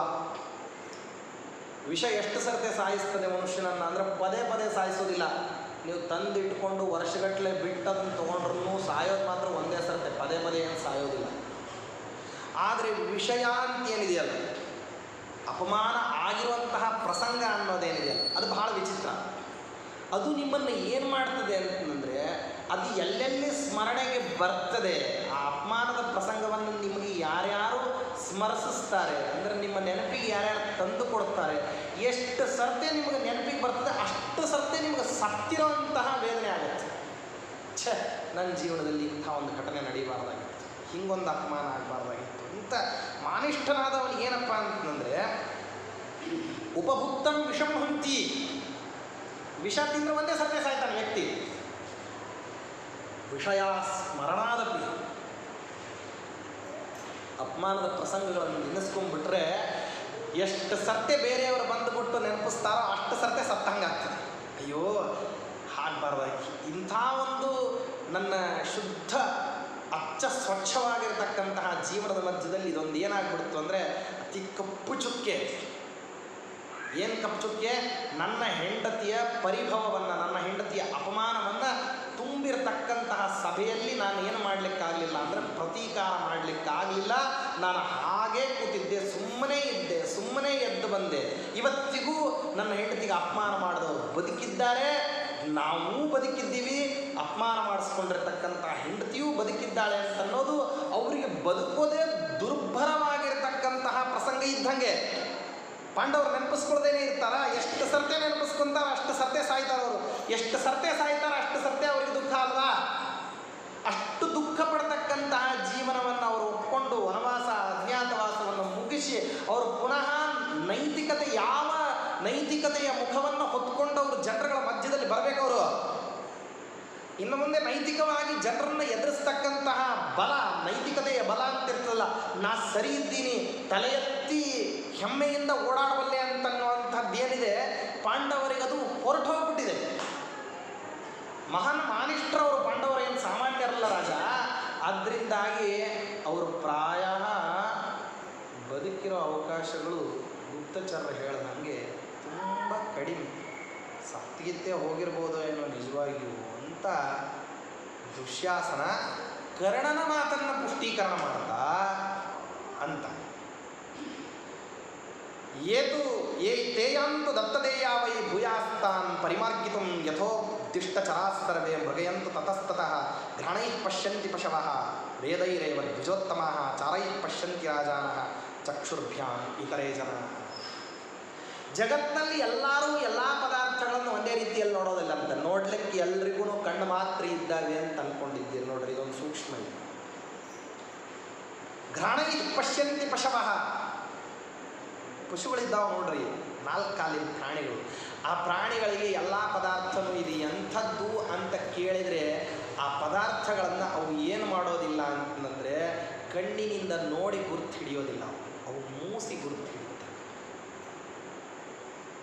ಬಹಳ ಸಾಮರ್ಥ್ಯ ಇರತಕ್ಕಂಥದ್ದು ಅಂತ ಹೇಳಿ ಗುಪ್ತಚರರಲ್ಲಿಯೇ ಗುರುತಿಸಲ್ಪಡ್ತಕ್ಕಂತಹ ದೊಡ್ಡ ಹೆಸರುವಾಸಿಯಾದಂತಹ ಪ್ರಾಣಿ ಅಂದರೆ ನಾಯಿ. ಆದರೆ ಅದು ಪದಾರ್ಥವನ್ನು ನೋಡಿ ಪರಿಚಯ ಹಿಡಿಯೋದಿಲ್ಲ, ಮೂಸಿ ನೋಡಿ ಪರಿಚಯ ಹಿಡಿಯುತ್ತೆ. ಕಣ್ಣಿಂದ ನೋಡಿ ಪರಿಚಯ ಹಿಡಿಯೋದಿಲ್ಲ, ಮೂಸಿ ನೋಡಿ ಪರಿಚಯ. ಹಾಗೇನೆ ಬ್ರಾಹ್ಮಣನೂ ಕೂಡ ಜಗತ್ತಿನಲ್ಲಿ ಪದಾರ್ಥಗಳನ್ನು ಪರಿಚಯ ಹಿಡಿಬೇಕು ಅಂತಂದರೆ ಅವನು ಹೆಂಗೆ ಪರಿಚಯ ಹಿಡಿಬೇಕು ನೋಡ್ರಿ, ಶಾಸ್ತ್ರ ಎಷ್ಟು ಅದ್ಭುತವಾಗಿದೆ. ಬ್ರಾಹ್ಮಣ ತಾನು ಪ್ರಾಪಂಚಿಕ ವ್ಯವಹಾರವನ್ನು ನಿರ್ವಹಣೆ ಮಾಡ್ಕೋಬೇಕು. ತಾನು ಯಾವುದನ್ನು ಕಣ್ಣನ್ನಾಗಿ, ಪಶುಗಳು ಹೆಂಗೆ ತನ್ನ ಘ್ರಾಣೇಂದ್ರಿಯವನ್ನು ಕಣ್ಣನ್ನಾಗಿ ಬಳಸಬೇಕೋ ಬ್ರಾಹ್ಮಣ ಹಾಗೆ ವೇದವನ್ನು ಬಳಸಬೇಕಂತೆ. ವೇದೈರೇವ ದ್ವಿಜೋತ್ತಮಾಃ. ಬ್ರಾಹ್ಮಣ ತಾನು ನೋಡಬೇಕು ಅಂತಂದರೆ ವೇದಗಳಿಂದ ನೋಡಬೇಕು. ಅಂದರೆ ವೇದ ವಿಹಿತವಾದದ್ದು ಅವನದನ್ನು ಗ್ರಾಹ್ಯ ಅಂತ ತಗೊಳ್ಬೇಕು. ಅಂದರೆ ವೇದ ಯಾವುದನ್ನು ಅನುಮತಿಸ್ತದೆ, ವೇದ ಯಾವುದನ್ನು ಸಮ್ಮತಿ ಕೊಡ್ತದೆ, ಅವ ಅದನ್ನು ತಗೊಳ್ಬೇಕು. ವೇದ ನಿಷಿದ್ಧವಾದಂತಹ ಪದಾರ್ಥವನ್ನು ಅವನೇನು ಮಾಡಬೇಕು, ಬಿಟ್ಟು ಬಿಡಬೇಕು. ಅಂದಮೇಲೆ ಅವನಿಗೆ, ಪಶುಗಳಿಗೆ ತಮ್ಮ ಕಣ್ಣು ಕಣ್ಣಲ್ಲ, ತಮ್ಮ ಮೂಗು ಕಣ್ಣು. ಹಾಗೇನೆ ಬ್ರಾಹ್ಮಣನಿಗೆ ತನ್ನ ಕಣ್ಣುಗಳು ಕಣ್ಣಲ್ಲ, ಅವನಿಗೆ ಯಾವುದು ಕಣ್ಣು, ವೇದೈರೇವ ದ್ವಿಜೋತ್ತಮಾಃ, ಅವನಿಗೆ ವೇದಗಳೇ ಕಣ್ಣುಗಳು. ರಾಜನಿಗೆ ಹಾಗೆ ಯಾವುದಪ್ಪ ಕಣ್ಣುಗಳು ಅಂತಂದರೆ, ರಾಜನಿಗೂ ತನ್ನ ಕಣ್ಣುಗಳಲ್ಲಂತೆ. ಅವನಿಗೆ ಯಾವುದು ಅಂದರೆ ಚಾರೈಃ ಪಶ್ಯಂತಿ ರಾಜಾನಃ. ಗುಪ್ತಚರರ ವರ್ಗ ಏನಿದ್ದಾರಲ್ಲ ಅವರು ತಂದು ಕೊಟ್ಟಿರ್ತಕ್ಕಂತಹ ಸುದ್ದಿಯ ಆಧಾರದ ಮೇಲೆ ರಾಜ್ಯಾಡಳಿತದ ಸೂತ್ರಗಳನ್ನು ಅವನು ನಿರ್ವಹಣೆ ಮಾಡಬೇಕೆ ಹೊರತು ತನ್ನ ಕಣ್ಣಿನಿಂದ ನೋಡಿಬಿಟ್ಟು ಅಧಿಕಾರಿಗಳು ಲಂಚಗುಳಿಗಳು ಹೌದು ಅವರು ಅಲ್ವೋ, ಇವರಲ್ಲಿ ಲಂಚಗುಳಿತನ ಇದೆಯೋ ಇಲ್ವೋ, ಪ್ರಜೆಗಳು ಪ್ರಾಮಾಣಿಕರಾಗಿ ಇದ್ದಾರೋ ಇಲ್ವೋ, ಜನಸಮುದಾಯದ ಮಧ್ಯದಲ್ಲಿ ಯಾರಿದ್ದಾರೆ ಅವರು ಯಾರಾದರೂ ಆತಂಕವಾದಿಗಳಿದ್ದಾರೋ ಅಥವಾ ಎಲ್ಲರೂ ಕೂಡ ರಾಜ್ಯ ಶಾಸನಗಳಿಗೆ ನಿಷ್ಠರಾಗಿದ್ದಾರೋ, ಅವನು ನೋಡ್ಕೋಬೇಕಂದ್ರೆ ತನ್ನ ಕಣ್ಣಿನಿಂದ ನೋಡಿದರೆ ಏನಾಗೋದಿಲ್ಲ, ತನ್ನ ಕಣ್ಣಿನಿಂದ ನೋಡಲಿಕ್ಕೂ ಆಗೋದಿಲ್ಲ. ಇಡೀ ರಾಜ್ಯಕ್ಕೆ ರಾಜನಾಗಿರ್ತಾನೆ, ಆದರೆ ಇಡೀ ರಾಜ್ಯವನ್ನು ಒಂದೇ ಕ್ರಮದಲ್ಲಿ ಪಕ್ಷಿ ನೋಟದಿಂದ ಅಥವಾ ವಿಹಂಗಮ ನೋಟದಿಂದಲೂ ಏನು ಮಾಡಲಿಕ್ಕಾಗೋದಿಲ್ಲ. ಅಂದರೆ ರಾಜ ಎಲ್ಲರನ್ನೂ ಒಂದು ಸರ್ತೆ ನೋಡ್ಲಿಕ್ಕಾಗೋದಿಲ್ಲ. ಎಲ್ಲೆಲ್ಲಿ ಏನೇನು ನಡೀತದೆ, ನಮ್ಮ ಮನೆಯಾಗ ಎಲ್ಲ ಪದಾರ್ಥಗಳು ಎಲ್ಲಿರ್ತಾವೆ ಅಂತ ಒಂದೇ ಸರ್ತೆ ನೋಡ್ಲಿಕ್ಕಾಗೋದು. ಸ್ವಲ್ಪ ಎಡರ ಸೊಡರ ಆಗಿಬಿಟ್ಟಿದ್ರೆ ಇಟ್ಟು ಪದಾರ್ಥ ಇದ್ದ ಕಡೆ ಇರಲಿಲ್ಲ ಅಂತಂದ್ರೆ ಎಲ್ಲಿ ಹೋಯ್ತು ಅಂತ ಇದ್ದವ್ರನ್ನೆಲ್ಲರನ್ನೂ ಬೈಕೊಳ್ಳುವಂತಹ ಕಾರ್ಯಕ್ರಮ ಇದ್ದಾಗ ಒಬ್ಬ ಒಂದು ದೇಶದ ರಾಜ. ಯದ್ಯಪಿ ಎಲ್ಲವೂ ಕೂಡ ಅವನ ಸುಪರ್ದಿಯಲ್ಲಿ ಇರಬೇಕು, ಎಲ್ಲವೂ ಅವನ ಅಧೀನದಲ್ಲಿ ಇರಬೇಕು. ತನಗೆ ಬೇಕಾದ ಪದಾರ್ಥ ತನ್ನ ಕೈಗೆ ಸಿಗಬೇಕು, ಬೇಡಾದದ್ದು ತನ್ನಿಂದ ದೂರ ಇರಬೇಕು, ಬೇಕಾದ ಹಾಗೇನೆ ಜನ ವರ್ತಿಸಬೇಕು, ಬೇಡಾದಂತಹ ಘಟನೆಗಳು, ಅಹಿತಕರವಾದಂತಹ ಘಟನೆಗಳು ನಡೀಬಾರದು. ಇದೆಲ್ಲವೂ ಹೀಗೆ ನಡಿಬೇಕು ಅಂತ ಬಯಸ್ತಕ್ಕಂತಹ ರಾಜನೂ ಕೂಡ ತನ್ನ ಕಣ್ಣು ಮಟ್ಟದಿಂದ ನೋಡಿಬಿಟ್ಟು ತನ್ನ ಕಣ್ಣಿನ ಸೀಮಾಕ್ಕೆ, ತನ್ನ ಅಂದಾಜಿಗೆ ಮಾತ್ರ ಸಿಗತಕ್ಕಂಥದ್ದನ್ನು ಸತ್ಯ ಅಂತ ನಂಬಿದ ಅಂದರೆ ಅವ ರಾಜ್ಯ ಸೂತ್ರಗಳನ್ನು ಹಿಡ್ಕೊಂಡು ರಾಜ್ಯಾಡಳಿತ ಮಾಡಲಿಕ್ಕೆ ಆಗೋದಿಲ್ಲ. ಯಾವಾಗಲೂ ಕೂಡ ಅವನಿಗೆ ಏನಿರಬೇಕಂತಂದರೆ ಒಂದು ಗುಪ್ತಚರ ಅಧಿಕಾರಿಗಳ ವರ್ಗ ಅಂತನ್ನೋದು ಅವನ ಕಣ್ಣಿನ ಹಾಗೆ ಕೆಲಸ ಮಾಡ್ತಾ ಇರಬೇಕು. ಅವ್ರಿಗೆ ಬೇರೆದೇನೂ ಕೆಲಸ ಇಲ್ಲ. ಅಧಿಕಾರಸ್ಥರಾದವರಿಗೆ ಅವರೇನು ಮಾಡ್ತಿರಬೇಕು, ವಿಷಯ ಸಂಗ್ರಹ ಮಾಡ್ಕೊಂಡು ಹೋಗಿ ಇಂಥಲ್ಲಿ ಇಂಥ ವರ್ಗದವರು ಇಂಥ ಕೆಲಸವನ್ನು ಮಾಡ್ತಿದ್ದಾರೆ, ಇದು ರಾಜ್ಯಕ್ಕೆ ಹಿತನೋ ಅಹಿತನೋ ನಿರ್ಣಯ ಮಾಡ್ಕೋಬೇಕಾದವ್ರು ನೀವು. ಇಂಥಲ್ಲಿ ಇಂಥದ್ದಿದೆ ಅಂತ ಮಾತ್ರ ನಾವು ಹೇಳ್ತೀವಿ. ಚಾರೈ ಪಶ್ಯಂತಿ ರಾಜಾನ. ಇನ್ನು ಕಾಮನ್ ಪೀಪಲ್ಸ್ ಏನಿದ್ದಾರಲ್ಲ ಅವರಿಗೆ ಮಾತ್ರ ತಮ್ಮ ಕಣ್ಣುಗಳು ಚಕ್ಷುರ್ಭ್ಯಾಮ್ ಇತರೇ ಜನ. ನಿನ್ನ ಕಣ್ಣಿನಿಂದ ನೀನು ನೋಡಿದೆಯಲ್ವಾ ಅಂತ ಕೇಳಿದರೆ ಹೌದು ಅಂದ ಅಂದರೆ he is nothing but A common person. ಅವನೊಬ್ಬ ಸಾಮಾನ್ಯ ವ್ಯಕ್ತಿ. ನನ್ನ ಕಣ್ಣಿನಿಂದ ನೋಡಿದ್ದೀನಿ, ನನ್ನ ಕಿವಿಯಿಂದ ಕೇಳಿದ್ದೀನಿ ಅಂತ ಅಂದ ಅಂದರೆ ಅವನು ನಿಪುಣ ವ್ಯಕ್ತಿ ಅಲ್ಲ. ನಿಪುಣನಾಗಬೇಕು ಅಂದರೆ ಏನು ಮಾಡಬೇಕು ಅಂದರೆ ಅವನು ಬೇರೆ ಬೇರೆ ಆಯಾಮಗಳಲ್ಲಿ ಪದಾರ್ಥವನ್ನು ಗುರುತಿಸ್ತಕ್ಕಂತಹ ಪದ್ಧತಿಯನ್ನು ಅವನೇನು ಮಾಡಿರಬೇಕು, ಕಲ್ತಿರಬೇಕು. ಅಂದಮೇಲೆ ಜ್ಞಾನದ ಮಟ್ಟವನ್ನು ಬೆಳೆಸಿಕೊಳ್ಳಲಿಕ್ಕೆ ಹೊಸ ಆಯಾಮಗಳಿದ್ದಾವೆ ಜಗತ್ತಿನಲ್ಲಿ. ಕಣ್ಣಿನಿಂದ ನೋಡಿ ಸತ್ಯ ಅಂತ ನಂಬತಕ್ಕಂತಹ ವ್ಯಕ್ತಿ ನೋಡ್ರಿ, ಶಾಸ್ತ್ರದ ದೃಷ್ಟಿಯಲ್ಲಿ ಅವ he is a common person. ಅವನೊಬ್ಬ ಸಾಮಾನ್ಯ ವ್ಯಕ್ತಿ. ಅವನು ನನ್ನ ಕಣ್ಣಿಂದ ನೋಡಿದ್ದೀನಿ, ನಾನೇನು ನೋಡಿದ್ದೀನಿ ಅದು ಸರಿ ಇದೆ ಅಂತ ಮಾತಾಡ್ತಾ ಇದ್ದ ಅಂತಂದರೆ ಅವನನ್ನು ನಾವೇನು ಮಾಡ್ತೀವಿ, ಡಿಗ್ರೇಡ್ ಪರ್ಸನ್ ಅಂತ ಹೇಳ್ತೀವಿ. ಅವನು ಕೊನೆ ಮಟ್ಟದವನು. ಆದ್ದರಿಂದಾಗಿ ದುರ್ಯೋಧನ ಸಂತೋಷದಿಂದಿರು. ಗುಪ್ತಚರರ ವಾರ್ತೆಯನ್ನು ತಂದಿದ್ದಾರೆ. ಏನಪ್ಪ ಅಂದರೆ ಪಾಂಡವರು ಸತ್ತಿರಬೇಕು, ಬದುಕಿದ್ರೆ ಹೊರಗಿರ್ತಿದ್ರು ಅಂತ ಹೇಳಿ ಈ ಆನಂದವನ್ನು ಆಸ್ವಾದ ಮಾಡಿ, ಈ ಆನಂದವನ್ನು ಏನು ಮಾಡು, ಆಸ್ವಾದ ಮಾಡು, ಸಂತೋಷ ಮಾಡು. ಯಥೋಕ್ತಾರಾಶ್ಚ ಪುರುಷಾಃ ಯಥೋಕ್ತಾಃ ಚಾರಪುರುಷಾಃ ಮೃಗಯಂತು ಪುನಃ ಪುನಃ ಏತಾಂಶ್ಚ ಅನ್ಯಾಂಶ್ಚ ಶುಭಂ ದೇಶಾನ್ ಜನಪದಾಂಸ್ತಥಾ ನ ಚ ತೇಷಾಂ ಗತಿರ್ವಾಸಃ ಪ್ರವೃತ್ತಿಶ್ಚ ಉಪಲಕ್ಷ್ಯತೆ ಪ್ರತ್ಯಾಗತಾ ವಾ ಗೂಢಾಸ್ತೆ ಪ್ರಮೂರ್ತ ಗುಣಾ ಇವ ವ್ಯಾಲೈರ್ವಾಪಿ ಮಹಾರಣ್ಯ ನಿಹತಾ ಶೂರಮಾನಿನಃ ದ್ವೀಪಂ ವಾ ಪರಮಂ ಪ್ರಾಪ್ತಾಃ ಗಿರಿದುರ್ಗಮನೇಶ್ವಪಿ. ಅವರು ಎಲ್ಲಾದ್ರೂ ಹೋಗಿರ್ಬೋದು, ಅವರು ಎಲ್ಲೋ ಒಂದು ಕಡೆ ವಾಸ ಮಾಡ್ತಾ ಇರ್ಬೋದು. ಅವರಿಗೆ ದರ್ಪದಿಂದ ಬದುಕತಕ್ಕಂತಹ ಜೀವನದ ಅವಕಾಶಗಳು ಹೊರಟು ಹೋಗ್ಬಿಟ್ಟಿದ್ದಾವೆ. ಅವರಿಗೆ ಆಸೆ ಇಟ್ಕೊಂಡಿರ್ತಾನೆ ಮನುಷ್ಯ, ನಾನು ಇಂಥದ್ದನ್ನು ಜೀವನದಲ್ಲಿ ಮಾಡಬೇಕು ಅಂತ ಹೇಳಿ. ಅಪಮಾನದ ದಳ್ಳುರಿ, ಅಪಮಾನದ ದಾವಾನಲ ಏನಿದೆ ಆ ಪಾಂಡವರಿಗೆ ಮುಂದಿನ ಜೀವಿತಾಶೆಯನ್ನು ಸಂಪೂರ್ಣವಾಗಿ ಅದು ಒಳಗೇನೆ ಏನು ಮಾಡಿಬಿಟ್ಟಿದೆ ಅಂದರೆ ಸುಟ್ಟಾಕ್ಬಿಟ್ಟಿದೆ. ಚಿತೆಯಲ್ಲಿ ವ್ಯಕ್ತಿ ಕೇವಲ ಭೌತಿಕವಾಗಿ ಮಾತ್ರ ಸಾಯ್ತಾನೆ, ಚಿಂತೆಯಲ್ಲಿ ಅಪಮಾನದಲ್ಲಿ ವ್ಯಕ್ತಿ ಹೊರಗಿನಿಂದ ಬದುಕಿರ್ತಾನೆ, ಒಳಗಿನಿಂದ ಸತ್ವ. ಹೀನದಪ್ಪಾಹ ನಿರಾಶಾಸ್ತೆ ಭಕ್ಷಿತಾವಾಪಿ ರಾಕ್ಷಸೈ. ಸರ್ವಸ್ವ ಕಳ್ಕೊಂಡಂತಹ ಸಂದರ್ಭದಲ್ಲಿ ಸಣ್ಣ ಆಪತ್ತು ಬಂದ್ರೂ ಕೂಡ ಮನುಷ್ಯನಿಗೆ ಏನು ಮಾಡಲಿಕ್ಕಾಗೋದಿಲ್ಲ, ಪ್ರತೀಕಾರವನ್ನು ಮಾಡಲಿಕ್ಕಾಗೋದಿಲ್ಲ. ಯಾಕೆಂದರೆ ಏಟುಗಳ ಮೇಲೆ ಏಟುಗಳು ಬೀಳ್ತಾ ಹೋಗ್ಬಿಡ್ತು ಅಂತಂದರೆ ಯಾವುದೋ ಒಂದು ಸಣ್ಣ ಏಟಿಗೆ ಅವನು ಪ್ರಾಣ ಕಳ್ಕೊಂಡ್ಬಿಡ್ತಾನೆ. ಏಟು ಬಿದ್ದಾಗ ತನ್ನನ್ನು ತಾನು ಸಂಭಾಳಿಸಿಕೊಂಡು ತಿರುಗಿ ಎದ್ದು ನಿಂತು ಪ್ರತೀಕಾರ ಮಾಡತಕ್ಕಂಥ ಬುದ್ಧಿಯನ್ನು ಬೆಳೆಸ್ಕೊಂಡ್ರೆ ಮನುಷ್ಯ ಏನಾಗ್ತಾನೆ ಅಂದರೆ ಹಿ ವಿಲ್ ಬಿ ಸಸ್ಟೈನ್, ಅವನು ಮುಂದುವರಿತಾನೆ. ಒಂದು ವೇಳೆ ಆ ಏಟುಗಳಿಗೆ ಅವ ಕುಗ್ಗಿ ಹೋಗ್ಬಿಟ್ಟ, ಅವ ಬಾಗಿಬಿಟ್ಟ, ಅವ ನನ್ನ ಕೈಲಾಗೋದಿಲ್ಲ ಅಂತ ಸೋಲೊಪ್ಕೊಂಡ್ಬಿಟ್ಟ ಅಂದರೆ ಅವನ ಕಣ್ಣೆದುರಿಗೇನೆ ಅವನಿಗೆ ಯಾವುದೂ ಲೆಕ್ಕಕ್ಕಿಲ್ಲದೆ ಇರತಕ್ಕಂಥ ಸಣ್ಣ ಏಟು ಏನು ಮಾಡಿಬಿಡ್ತದೆ ಅಂದರೆ ಅವನು ಪ್ರಾಣ ತೆಗೆದುಬಿಡ್ತಾನೆ. ಯಾಕೆ, ಒಳಗೇನೆ ಅವನು ಪ್ರಾಯ ಸತ್ತಂಗ ಆಗೋಗ್ಬಿಟ್ಟಿರ್ತಾನೆ. ಅದಕ್ಕೋಸ್ಕರ ಆದ್ದರಿಂದಾಗಿ ತಸ್ಮಾನ್ ಮಾನಸಮವ್ಯಗ್ರಂ ಕೃತ್ವಾತ್ಮಾನಂ ನಿಯಮ್ಯ ಚ ಕುರುಕಾರ್ಯಂ ಯಥೋತ್ಸಾಹಂ ಯನ್ಮನ್ಯಸಿ ನರಾದಪ. ಆದ್ದರಿಂದಾಗಿ ಸಂತೋಷದಿಂದಿರು, ಮನಸ್ಸಿಗೆ ಸಮಾಧಾನವನ್ನು ತಂದುಕೋ, ಉತ್ಸಾಹದಿಂದ ಯುಕ್ತನಾಗಿ ಕಾರ್ಯಗಳನ್ನು ಮಾಡು, ಆಯಿತಾ. ಯಾವುದರಿಂದ ಇನ್ನೂ ಹೆಚ್ಚಿನ ಆನಂದ ಸಿಗ್ತದೆ ಆ ರೀತಿಯಲ್ಲಿ ಜೀವನವನ್ನು ಮಾಡು ಅಂತ ಹೇಳಿ ದುಶ್ಯಾಸನ ಹೇಳ್ದ. ಯಾರಿಗೆ? ದುರ್ಯೋಧನ. ದುರ್ಯೋಧನ ದುಶ್ಯಾಸನ ಕರ್ಣನ ಅಭಿಪ್ರಾಯವನ್ನು ಕೇಳ್ದ. ಆದರೆ ದುರ್ಯೋಧನ ಮಾನಿಷ್ಠ, ವಾಸ್ತವದಲ್ಲಿ ಅವನ ಬಯಕೆ ಆ ರೀತಿ ಇದೆ. ನಾವು ಜೀವನದಲ್ಲಿ ಎರಡನ್ನು ಒಟ್ಟಿಗೆ ಕಲಸು ಮೇಲೋದ್ರ ಮಾಡ್ಕೊಂತೀವಿ. ನಮ್ಮ ಕಲ್ಪಿತ ಜೀವನ ಒಂದು ಬೇರೆ ಇರ್ತದೆ, ವಾಸ್ತವ ಜೀವನ ಒಂದು ಬೇರೆ ಇರ್ತದೆ. ಎರಡನ್ನೂ ಏನು ಮಾಡಿಬಿಟ್ಟಿರ್ತೀವಿ, ಚಿತ್ರಾನ್ನ ಮಾಡ್ಕೊಂಡಿರ್ತೀವಿ. ಅದಕ್ಕಾಗಿ ಏನಾಗ್ತಿರ್ತದೆ ಅಂದರೆ ಕಲ್ಪಿತ ಜೀವನದ ಜೊತೆಗೆ ವಾಸ್ತವದ ಜೀವನದ ಹೊಂದಾಣಿಕೆ ಆಗಲಿಲ್ಲ ಅಂದರೆ ಆವಾಗ ನಾವೇನು ಮಾಡಿಬಿಡ್ತೀವಿ ಅಂತಂದ್ರೆ ಆತಂಕಕ್ಕೆ ಒಳಗಾಗ್ತೀವಿ. ಇಷ್ಟರವರೆಗೆ ದ್ರೋಣ, ಭೀಷ್ಮ, ಕರ್ಣ ಕೃಪಾದಿಗಳ ಸಮಕ್ಷಮದಲ್ಲಿ ದುಶ್ಯಾಸನ ಏನು ಮಾತಾಡಿದ್ನೋ ಅದು ವಾಸ್ತವದಲ್ಲಿ ದುರ್ಯೋಧನನ ಬಯಕೆ. ದುರ್ಯೋಧನ ಹಂಗೆ ಆಗಲಿ ಅಂತ ಬಯಸೋನು ಆಗಿರಬೇಕಲ್ಲ. ನಾವು ಬಯಸಿದ್ದೆಲ್ಲ ಜಗತ್ತಿನೊಳಗೆ ನಡೆಯೋದಾದರೆ ಹೀಗೆ ಯಾಕಿರಬೇಕು?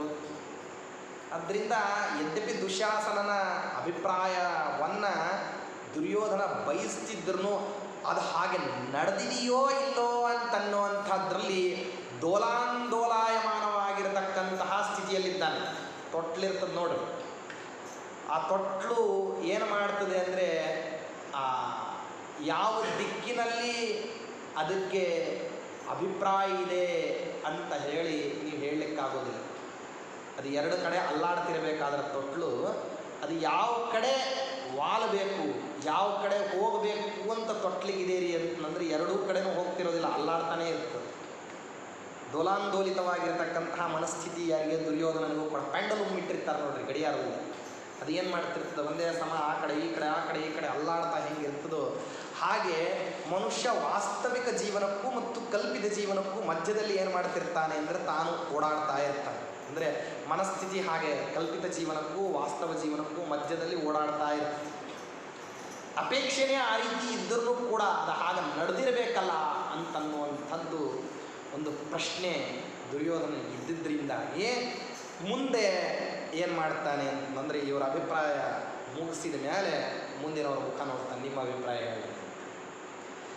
ಅಥಾಬ್ರವೀತ್ ಸಭಾ ಮಧ್ಯೆ ದ್ರೋಣ ಸೂಕ್ಷ್ಮಾರ್ಥದಕ್ಷಿಮಾನ್ ನ ತಾದೃಶಾಃ ವಿನಶ್ಯಂತಿ ನಾಪಿ ಯಾಂತಿ ಪರಾಭವ. ಇಷ್ಟೆಲ್ಲ ದುಶ್ಯಾಸನ ಹೇಳ್ದ. ಮೊದಲನೇ ಮಾತೆ ಅಂತಾರವರು ಯಾರು? ದ್ರೋಣಾಚಾರ್ಯ. ಮುಂದಿನ ತಮ್ಮ ಸರ್ವ ಮಾತುಗಳಿಂದ ಅದನ್ನು ಸಮರ್ಥನೆ ಮಾಡ್ಕೊಂಡು ಹೋಗ್ತಾರೆ. ಮೊದಲನೇ ಮಾತನ್ನು ಹೇಳ್ತಾರೆ ಸೂಕ್ಷ್ಮಾರ್ಥದರ್ಶಿಗಳವರು. ಯಾಕೆಂದರೆ ಸಾಮಾನ್ಯರೆಲ್ಲ ಸ್ವಯಂ ಬೃಹಸ್ಪತ್ಯಾಚಾರ್ಯರ ಅವತಾರ, ಅವರಲ್ಲಿ ಬ್ರಹ್ಮದೇವರ ಆವೇಶ.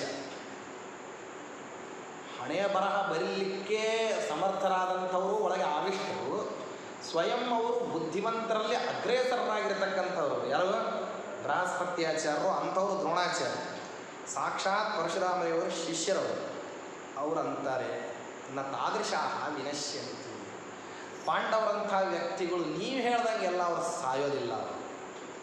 ನಾಪಿ ಯಾಂತಿ ಪರಾಭವಂ. ಅವರು ಸೋಲೋದೂ ಇಲ್ಲ. ಜಗತ್ತಿನಲ್ಲಿ ಸೋಲು ಸಾವು ಸಾಮಾನ್ಯನಿಗೆ ಬರ್ತದೆ. ಪಾಂಡವರು ಸಾಮಾನ್ಯರಲ್ಲ. ಅವರು ಸೋಲೋದೂ ಇಲ್ಲ, ಅವರು ಸಾಯೋದೂ ಇಲ್ಲ.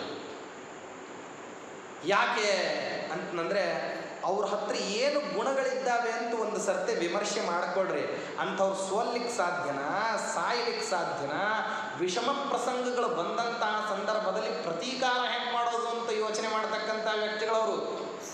ಶೂರಾಶ್ಚ ಕೃತವಿದ್ಯಾಶ್ಚ ಬುದ್ಧಿಮಂತಃ ಜಿತೇಂದ್ರಿಯಾಃ ಧರ್ಮಜ್ಞಾಃ ಸತ್ಯಸಂಧಾಶ್ಚ ಯುಧಿಷ್ಠಿರಂ ಅನೂರತಾಃ ನೀತಿ ಧರ್ಮಾರ್ಥ ತತ್ವಜ್ಞಂ ಪಿತೃವಚ್ಚ ಸಮಾಹಿತಂ ಧರ್ಮೇ ಸ್ಥಿತಂ ಸತ್ಯಧೃತಿಂ ಜ್ಯೇಷ್ಠಂ ಶ್ರೇಷ್ಠಾಪಚಾಯಿನಂ ಅನುವ್ರತಾಃ ಮಹಾತ್ಮಾನಃ ಭ್ರಾತರಃ ಭ್ರಾತರಂ ಪ್ರಿಯಂ ಅಜಾತಶತ್ರುಂ ದುರ್ಧರ್ಷಂ ಸತಾನಪಿ ತಥಾನುಜಾನ್ ತೇಷಾಂ ತಥಾ ವಿಧೇಯಾನಾಂ ನಿರ್ವೃತಾನಾಂ ಮಹಾತ್ಮನಾಂ ಕಿಮರ್ಥಂ ನೀತಿಮಾನ್ ಪ್ರಾಜ್ಞಃ ನಿಶ್ರೇಯೋ ನಃ ಕರಿಷ್ಯತಿ ತಸ್ಮಾತ್ ಯತ್ನಾತ್ ಪರೀಕ್ಷಧ್ವಂ. ನೀವು ಅಂದ್ಕೊಂಡಿದ್ದೀರಿ ಪಾಂಡವರು ಸತ್ತೋಗಿರಬೇಕು. ಒಬ್ಬ ಯುಧಿಷ್ಠಿರನ ಕೆಳಗೆ ಎಂಥೆಂಥವ್ರು ಇದ್ದಾರೆ ಅಂತ ನೀವು ಒಂದು ಸರ್ತಿ ಯೋಚನೆ ಮಾಡಿದ್ದೀರಾ? ಯುಧಿಷ್ಠಿರನೇ ಸ್ವಯಂ ಸಮರ್ಥ, ಅವನ ಕೆಳಗಿರೋರು. ಜಗತ್ತಿನಲ್ಲಿ ಸಂಖ್ಯಾವಂತಿಕೆಗೆ ಅಂದರೆ ಗಣನೆಗೆ ಸಿಗಬೇಕಾಗಿರತಕ್ಕಂತಹ ಶೌರ್ಯವನ್ನು ಪಡೆದಂತಹ ವ್ಯಕ್ತಿಗಳು. ಅದ್ಭುತವಾದಂತಹ ವಿದ್ಯಾಸಂಪತ್ತಿ, ಸಾಮಾನ್ಯವಾದಂತಹ ವಿದ್ಯಾಸಂಪತ್ತಿಯೇ ಮನುಷ್ಯನಿಗೆ ಏನು ಮಾಡ್ತದೆ ಅಂದರೆ ಬದುಕಲಿಕ್ಕೆ ಬೇಕಾದಂತಹ ಒಂದು ವಿಚಿತ್ರವಾದ ವಿಶ್ವಾಸವನ್ನು ಮನಸ್ಸಿನಲ್ಲಿ ಹುಟ್ಟಾಕ್ತದೆ. ವಿದ್ಯಾವಂತ ಇದ್ದ ಅಂದರೆ ಹೆಂಗೋ ಬದುಕ್ತೀನಿ ಅಂತ ಯೋಚನೆ ಮಾಡ್ತಾನೆ. ಈ ಮಾರ್ಗದಲ್ಲಿ ಸೋತ್ ಹೋದ್ನ ಮಾರ್ಗಾಂತರದಿಂದ ಬದುಕೋದು ಹೆಂಗೆ ಅಂತ ಯೋಚನೆ ಮಾಡ್ತಾನೆ. ಯಾಕೆಂದರೆ ವಿದ್ಯಾವಂತಿಕೆ ಆ ರೀತಿಯಲ್ಲಿ ಅವನನ್ನು ಹತಾಶೆಗೆ ಒಳಪಡಲಿಕ್ಕೆ ಏನು ಮಾಡೋದಿಲ್ಲ, ಅವಕಾಶ ಕೊಡೋದಿಲ್ಲ. ಶೌರ್ಯ ಮನುಷ್ಯನನ್ನು ಸಾಯಲಿಕ್ಕೆ ಬಿಡೋದಿಲ್ಲ, ವಿದ್ಯಾವಂತಿಕೆ ಸಾಯಲಿಕ್ಕೆ ಬಿಡೋದಿಲ್ಲ. ಅವನು ಹೇಳಿದ್ನಲ್ಲ, ಅವ್ರು ಸತ್ಯ ಹೋಗಿರ್ಬೋದು ಅಂತ. ಇವರು ಹೇಳ್ತಕ್ಕಂಥ ಪ್ರತಿಯೊಂದು ಗುಣ ಸಾಯಲಿಕ್ಕೆ ಪ್ರತಿಬಂಧಕವಾದಂತಹ ಗುಣಗಳು. ಯಾವ ಮನುಷ್ಯ ಹೇಡಿಯ ಥರ ಅಕಾಲದಲ್ಲಿ ಅರ್ಧ ಜೀವನದಲ್ಲಿ ಪ್ರಾಣ ಕಳ್ಕೊತಾನೆ ಅಂದರೆ, ವಿದ್ಯೆ ಇರಲಿಲ್ಲ ಅಂದರೆ ಪ್ರಾಣ ಕಳ್ಕೊತಾನೆ, ಶೂರ್ನಿರಲಿಲ್ಲ ಅಂದರೆ ಪ್ರಾಣ ಕಳ್ಕೊತಾನೆ, ಬುದ್ಧಿ ಕೆಟ್ಟಿದ್ರೆ ಪ್ರಾಣ ಕಳ್ಕೊತಾನೆ, ಬುದ್ಧಿಹೀನತ ಇತ್ತಂದರೆ ಪ್ರಾಣ ಕಳ್ಕೊತಾನೆ. ಇಂದ್ರಿಯ ನಿಗ್ರಹ ಇರಲಿಲ್ಲ, ದುಃಖಗಳನ್ನು ಸಹಿಸ್ತಕ್ಕಂತಹ ಸಾಮರ್ಥ್ಯ, ಮನೋದಾರ್ಢ್ಯ ಇರಲಿಲ್ಲ ಅಂದರೆ ಮನುಷ್ಯ ಪ್ರಾಣ ಕಳ್ಕೊತಾನೆ. ಧರ್ಮಜ್ಞಾನ ಇರಲಿಲ್ಲ ಅಂದರೆ ಬಿಡ್ತಾನೆ, ಸತ್ಯದಲ್ಲಿ ನಿಷ್ಠೆ ಇರಲಿಲ್ಲ ಅಂದರೆ ಪ್ರಾಣ ಬಿಡ್ತಾನೆ. ಇಂಥ ಸಾಮರ್ಥ್ಯ ಇರತಕ್ಕಂಥ ವ್ಯಕ್ತಿಗಳು ಯುಧಿಷ್ಠಿರ ಅಲ್ಲ. ಇವರನ್ನೆಲ್ಲರನ್ನೂ ಕಾಪಾಡುವಂತಹ ಅಗ್ರೇಸರನಾಗಿ ಇವರಿಗೆಲ್ಲರಿಗೂ ನಿಯಾಮಕನಾಗಿರ್ತಕ್ಕಂಥ ಯುಧಿಷ್ಠಿರನಿಗೆ ಈ ಸಾಮರ್ಥ್ಯ ಅಲ್ಲ.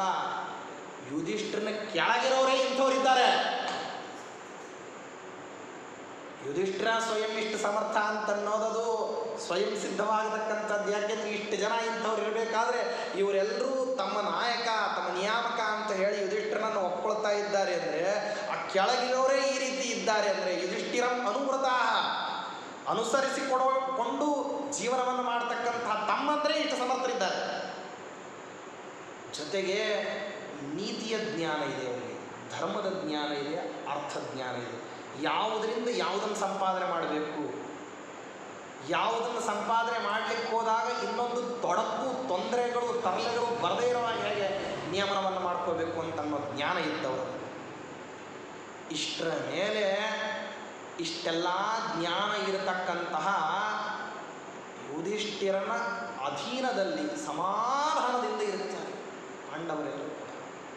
ಯುಧಿಷ್ಠಿರನನ್ನ ಅಣ್ಣ ಅಂತ ಹೇಳಿಬಿಟ್ಟು ಧರ್ಮೇ ಸ್ಥಿತಂ ಸತ್ಯಧೃತಿ, ಧರ್ಮದಲ್ಲಿ ನಮ್ಮಣ್ಣ ದೃಢನಾಗಿ ಇದ್ದಾನೆ ಅಂತನ್ನೋ ಕಾರಣಕ್ಕೋಸ್ಕರವಾಗಿ ಅವನನ್ನು ಜ್ಯೇಷ್ಠ ಅನ್ನೋ ಕಾರಣದಿಂದ ಅವನ ಮಾತನ್ನು ಆಕಸ್ಮಿಕವಾಗಿಯೂ ಮೀರೋದನ್ನು ಯೋಚನೆ ಮಾಡೋದಿಲ್ಲ ಅವರು. ಬುದ್ಧಿಪೂರ್ವಕವಾಗಿ ಅಲ್ಲ, ಆಕಸ್ಮಿಕವಾಗಿ ಧರ್ಮರಾಜನ ಅಭಿಪ್ರಾಯ ಇರಲಿಲ್ಲ ಅಂದರೆ ಆ ಅಭಿಪ್ರಾಯವನ್ನು ನಡೆಸುವಂತಹ ಮತ್ತು ಚಪಲಚಿತ್ತತೆಯನ್ನು ಏನೋ ಮನಸ್ಸಿಗೆ ಬಂತು ಅಂತ ಮಾಡಿಬಿಟ್ಟೆ ಅಂತನ್ನುವಂತಹ ಸ್ವಭಾವ ಪಾಂಡವರಿಗೆ. ಈ ರೀತಿಯಲ್ಲಿ ಅನುಸರಿಸ್ತಕ್ಕಂತಹ ವ್ಯಕ್ತಿಗಳು ಐವರೂ ಕೂಡ ಒಂದೇ ಸಹಾಭಿಪ್ರಾಯದಿಂದ ಇದ್ದಾರೆ. ಜೊತೆಗೆ ಅವನು ಅಜಾತಶತ್ರು. ನೀವೇನೋ ಅವನ ಮೇಲೆ ಶತ್ರುತ್ವವನ್ನು ಇಟ್ಟುಕೊಂಡು ಕಾಲು ಕೆರ್ಕೊಂಡು ಜಗಳಕ್ಕೆ ಹೋಗಿದ್ದೀರಿ ದುರ್ಯೋಧನಾದಿಗಳು. ನಿಮ್ಮನ್ನು ಬಿಟ್ಟರೆ ಪ್ರಪಂಚದಲ್ಲಿ ಯುಧಿಷ್ಠಿರನನ್ನು ಪ್ರೀತಿಸದೇ ಇರತಕ್ಕಂತಹ ವ್ಯಕ್ತಿ ಪರಿಚಿತನಿರಲಿ ಅಪರಿಚಿತನಿರಲಿ ಒಬ್ಬನೂ ಯುಧಿಷ್ಠಿರನನ್ನು ದ್ವೇಷ ಮಾಡೋದಲ್ಲ, ನ್ಯೂಟ್ರಲ್ ಅಲ್ಲ, ಪ್ರೀತಿಸದೇ ಇರೋ ವ್ಯಕ್ತಿ ಜಗತ್ತಿನಲ್ಲಿಲ್ಲ. ಅಜಾತಶತ್ರುವನು ಶತ್ರುಗಳೇ ಇಲ್ಲ. ನೋಡಿದ ತಕ್ಷಣ ಅವನ ಮುಖ ವಶವರ್ತಿಗಳಾಗಿಬಿಡ್ತಿದ್ರಂತೆ ಧರ್ಮರಾಜನಿಗೆ. ಧರ್ಮಮೂರ್ತಿಯಂತೆ ಇರತಕ್ಕಂಥವನು ಇವನು ಹೆಂಗೆ ಹೇಳ್ತಾನೆ, ಇವು ಹೇಳ್ದಂಗೆ ಬದುಕು ಮಾಡೋಣಪ್ಪ. ಹಿಂದಿನ ಎಲ್ಲ ಪ್ರಸಂಗಗಳಲ್ಲಿ ಅದನ್ನು ತೋರಿಸಿದ್ದಾರೆ. ವಿರಾಟ್ ರಾಜ ತಾನು ಸ್ವಯಂ ಒಲ್ದು ಬಂದು ಹೇಳ್ತಾನೆ ಧರ್ಮರಾಜನಿಗೆ, ನಿಂಗೇನು ಬೇಕು ಕೇಳಪ್ಪ, ನಾ ಎಲ್ಲ ಕೊಡ್ಲಿಕ್ಕೆ ಸಿದ್ಧನಿದ್ದೀನಿ ಅಂತ. ತಾನಾಗಿ ಒಬ್ಬ ರಾಜ್ಯದ ರಾಜ ಯಕ್ಕಶ್ಚಿತ್ ಸನ್ಯಸ್ತ ವೇಷದಲ್ಲಿ ಬಂದಿರತಕ್ಕಂತಹ ಧರ್ಮರಾಜನಿಗೆ, ಅವನು ಧರ್ಮರಾಜನೇ ಇರ್ಬೋದು, ಆದರೆ ಅವನು ಬಂದಿರತಕ್ಕಂತಹ ವೇಷ, ಕೇಳ್ಕೊಂಡು ಬಂದಿರತಕ್ಕಂತಹ ಕೆಲಸ, ಮಾಡ್ತೀನಿ ಅಂತ ಹೇಳ್ತಕ್ಕಂತಹ ಉದ್ಯೋಗ, ಅದು ಯಾವುದೂ ಅವನಿಗೆ ಗೌರವಾರ್ಹವಾಗಿರ್ತಕ್ಕಂತಹ ಸ್ಥಾನ ಏನಲ್ಲ ಅದು. ಆದರೆ ಆ ಸ್ಥಾನದಲ್ಲಿ ಇರಲಿಕ್ಕೆ ಬರತಕ್ಕಂತಹ ವ್ಯಕ್ತಿಯನ್ನು ಆ ಸ್ಥಾನದಲ್ಲಿ ಉನ್ನತ ಸ್ಥಾನವನ್ನು ಕೊಟ್ಟು ಕೂಡಿಸ್ತೀನಿ ಅಂತ ಹೇಳ್ತಾನಲ್ಲ. ಧರ್ಮದ ಬೆಂಬಲ ಇರಲಿಲ್ಲ ಅಂದರೆ ಯುಧಿಷ್ಠಿರನಿಗೆ ಇದು ಸಾಧ್ಯ ಇತ್ತೆ. ಈ ನೋಡಿದವನು ಎಲ್ಲವನ್ನೂ ಕೂಡ ಅವನನ್ನು ಮತ್ತೆ ಪ್ರೀತಿಸಬೇಕು ಅಂತ ಅಂದರೆ ಅಜಾತಶತ್ರುತ್ವ ಅಂತ ಅನ್ನೋದದು ಸಾಮಾನ್ಯ ಬಿರುದಲ್ಲ. ಅದು ನೀವು ಜಗತ್ತನ್ನು ಬೈದು ಬಡದು ಹಿಂಸೆ ಮಾಡಿ ಕಾನೂನು ಮಾಡಿ ಕಟ್ಟಳೆಗಳನ್ನು ಮಾಡಿ ಬಲಾತ್ಕಾರವಾಗಿ ನಿಮ್ಮ ದಾರಿಗೆ ತಂದುಕೊಳ್ಳೋದೇನಿದೆಯಲ್ಲ, ಇದು ಬಹಳ ಕನಿಷ್ಠವಾದಂತಹ ಮಾರ್ಗ. ನಿಮ್ಮನ್ನು ನೋಡಿದರೆ, ನಿಮ್ಮ ಗಾಂಭೀರ್ಯವನ್ನು ಗಮನಿಸಿದರೆ, ನಿಮ್ಮ ಅಸ್ತಿತ್ವವನ್ನು ಜನ ಕಂಡುಕೊಂಡ್ಬಿಟ್ರೆ, ನೀವು ಅಭಿಪ್ರಾಯ ಪಡೋ ಹಂಗೆ ಜನ ಆಗಿಬಿಟ್ರೆ ಅಲ್ಲಿ ಇರೋದು ನಿಮ್ಮ ಸ್ವಾರಸ್ಯ. ನಿಮ್ಮ ಸ್ವಾರಸ್ಯ ಎಲ್ಲಿರೋದು ಅಂತಂದರೆ, ನೀವು ಬಲಪ್ರಯೋಗಾದಿಗಳನ್ನೆಲ್ಲವನ್ನು ಮಾಡಿ ನೀವು ಜಗತ್ತನ್ನು ಅಂಕೆ ಒಳಗೆ ಇಟ್ಕೊಂಡ್ರಿ ಅಂತಂದರೆ ನೀವು ದೊಡ್ಡವರೇ. ಆದರೆ ಆ ದೊಡ್ಡತನ ಜನ ಒಪ್ಪಿಕೊಂಡು ನಿಮಗೆ ಕೊಟ್ಟದ್ದಲ್ಲ. ಜನ ಒಪ್ಪಿಕೊಂಡು ನಿಮ್ಮನ್ನು ದೊಡ್ಡವರು ಅಂತ ಪರಿಭಾವಿಸೋದಕ್ಕೂ, ಹೋಗ್ಲಿ ಉನ್ಮತ್ತನಿದ್ದಾನ ಇನ್ನೇನೋ ಅನರ್ಥ ಮಾಡಿಬಿಡ್ತಾನೆ ಅನ್ನೋ ಕಾರಣಕ್ಕೆ ನಿಮ್ಮನ್ನು ದೊಡ್ಡವರು ಅಂತ ಹೇಳಿ ಗೌರವಿಸೋದಕ್ಕೂ ವ್ಯತ್ಯಾಸ ಇಲ್ಲವೇ? ಹೆಂಗಸರಿಗೆಲ್ಲ ಚೆನ್ನಾಗಿ ಗೊತ್ತಿರ್ತದೆ. ವರ್ಷಾನುಗಟ್ಲೆಯಿಂದ ಇದ್ದೀವಿ, ಬಿಟ್ಟು ಹೋಗ್ಲಿಕ್ಕಾಗೋದಿಲ್ಲ. ವಯಸ್ಸಾದ ಮೇಲೆ ಬೈಲಿಕ್ಕೆ ಶುರು ಮಾಡ್ಯಾರ, ಇನ್ನೇನು ಮಾಡ್ಲಿಕ್ಕಾಗ್ತದೆ, ನಾನು ಅನುಭವಿಸ್ಕೊಳ್ಳೋಣ ಅಂತಿರ್ತಾರೆ. ಅಧೀನದಲ್ಲಿರ್ತಕ್ಕಂತಹ ವರ್ಗ, ಹೆಂಡತಿ ಮಕ್ಕಳು ಅನ್ನೋರು ಏನಿದ್ದಾರೆ, ಅವರು ಪ್ರೀತಿಪೂರ್ವಕವಾಗಿ ಯಜಮಾನನಿಗೆ ತಾವು ಗೌರವದಿಂದ ನಡ್ಕೊಳ್ಳೋದಕ್ಕೂ, ಬಲಾತ್ಕಾರದಿಂದ, ಹಿಂಸೆಯಿಂದ, ಮನಸ್ಸಿನಲ್ಲಿ ದ್ವಂದ್ವ ಭಾವನೆಯಿಂದಾಗಿ ದುಃಖವನ್ನು ಪಟ್ಟುಕೊಂಡು ನಡೀತಿರ್ತದೆ. ಇದೆಲ್ಲ ಒಣಕ್ಕೊಂಡು ಅನಬಾರದನ್ನು ಅಂದು ಮುಖ ಸಿಂಡ್ರಿಸ್ಕೊಂಡು ಮಾಡ್ತಾರೋ ಇಲ್ಲ ಕೆಲಸ. ಬಹಳ ವ್ಯತ್ಯಾಸ. ದುರ್ಯೋಧನ ಜಗತ್ತಿನಲ್ಲಿ ಬಲಪ್ರಯೋಗವನ್ನು ಮಾಡಿ ರಾಜ್ಯಭಾರ ಮಾಡಿದವರು ಬಹಳ ಜನ ಇದ್ದಾರೆ. ಬಲವನ್ನು ಪ್ರಯೋಗ ಮಾಡದೇನೆ ತನ್ನ ಸ್ವಕೀಯ ತೇಜಸ್ಸಿನಿಂದಾಗಿ, ತನ್ನ ವರ್ಚಸ್ಸಿನಿಂದ, ತನ್ನ ಧರ್ಮನಿಷ್ಠೆಯಿಂದ, ತನ್ನ ಸತ್ಯಸಂಧತೆಯಿಂದ, ತನ್ನ ಪ್ರಾಮಾಣಿಕತೆಯಿಂದ, ತನ್ನ ಗಾಂಭೀರ್ಯದಿಂದ ಜಗತ್ತನ್ನು ಪ್ರೀತಿಪೂರ್ವಕವಾಗಿ ಅಂಕೆಯಲ್ಲಿ ಇಟ್ಟುಕೊಳ್ತಕ್ಕಂತಹ ವ್ಯಕ್ತಿತ್ವ ಏನಿದೆಯಲ್ಲ, ಅದು ಸಾಮಾನ್ಯಕ್ಕೆ ಸಿದ್ಧ ಆಗೋದಿಲ್ಲ. ಅದು ಸುಲಭದಲ್ಲಿ ಬರತಕ್ಕಂತಹ ಗುಣ ಅಲ್ಲ. ಅದನ್ನು ಬಹಳ ಶ್ರಮಪಟ್ಟು ಸಂಪಾದನೆ ಮಾಡಬೇಕಾಗ್ತದೆ, ಬಹಳ ಸಹನಾಮೂರ್ತಿ ಇರಬೇಕಾಗ್ತದೆ, ಅಂಥವನು ಬಹಳ ತೇಜಸ್ಶಾಲಿಯಾಗಿರಬೇಕಾಗ್ತದೆ. ಆದ್ದರಿಂದಾಗಿ ಅಜಾತಶತ್ರು ದುರ್ಧರ್ಷಣ ಸತಾನಪಿ ತಥಾನುಜಾನ್, ಅವನು ಹಾಗಿದ್ದಾನೆ. ಹಂಗೆ ತನ್ನ ತಮ್ಮಂದರನ್ನು ಇಟ್ಟುಕೊಂಡಿದ್ದಾನೆ. ಬೇರೆಯವ್ರನ್ನ ಬಿಟ್ಟುಬಿಡ್ರಿ, ಜಗತ್ತಿನೀಡೀ ತಮ್ಮ ಅಂಕೆಯಲ್ಲಿ ಇಟ್ಟುಕೊಳ್ಳಿಕ್ಕೆ ಸಮರ್ಥರಾಗಿರ್ತಕ್ಕಂಥ ವ್ಯಕ್ತಿಗಳು ಇವನ ಅಂಕೆಯಲ್ಲಿದ್ದಾರೆ. ಆದ್ದರಿಂದಾಗಿ ಹೀಗೇನೋ ನೀವು ಬಯಕೆಯಿಂದ ಹೀಗೆ ಆಗಿರ್ಬೋದು ಅಂತ ನೀವು ಮನಸ್ಸಿನಲ್ಲಿ ಮಂಡಿಗೆ ತಿನ್ನೋದಕ್ಕಿಂತಲೂ ತಸ್ಮಾತ್ ಯತ್ನಾತ್ ಪರೀಕ್ಷಧ್ವಂ, ಬುದ್ಧಿಪೂರ್ವಕವಾಗಿ ಏನು ಮಾಡಿರಿ, ಪರೀಕ್ಷೆ ಮಾಡಿರಿ. ಸತ್ಯಾಸತ್ಯತೆ ಏನಾಗ್ಬೋದು ನಿಮಗೆ ಗೊತ್ತಾಗಬಹುದು. ನೋಡ್ರಿ, ಆ ಮಾತಿನಲ್ಲಿ ಎಷ್ಟು ತೂಕ ಇದೆ, ಎಷ್ಟು ದೃಢತೆ ಇದೆ.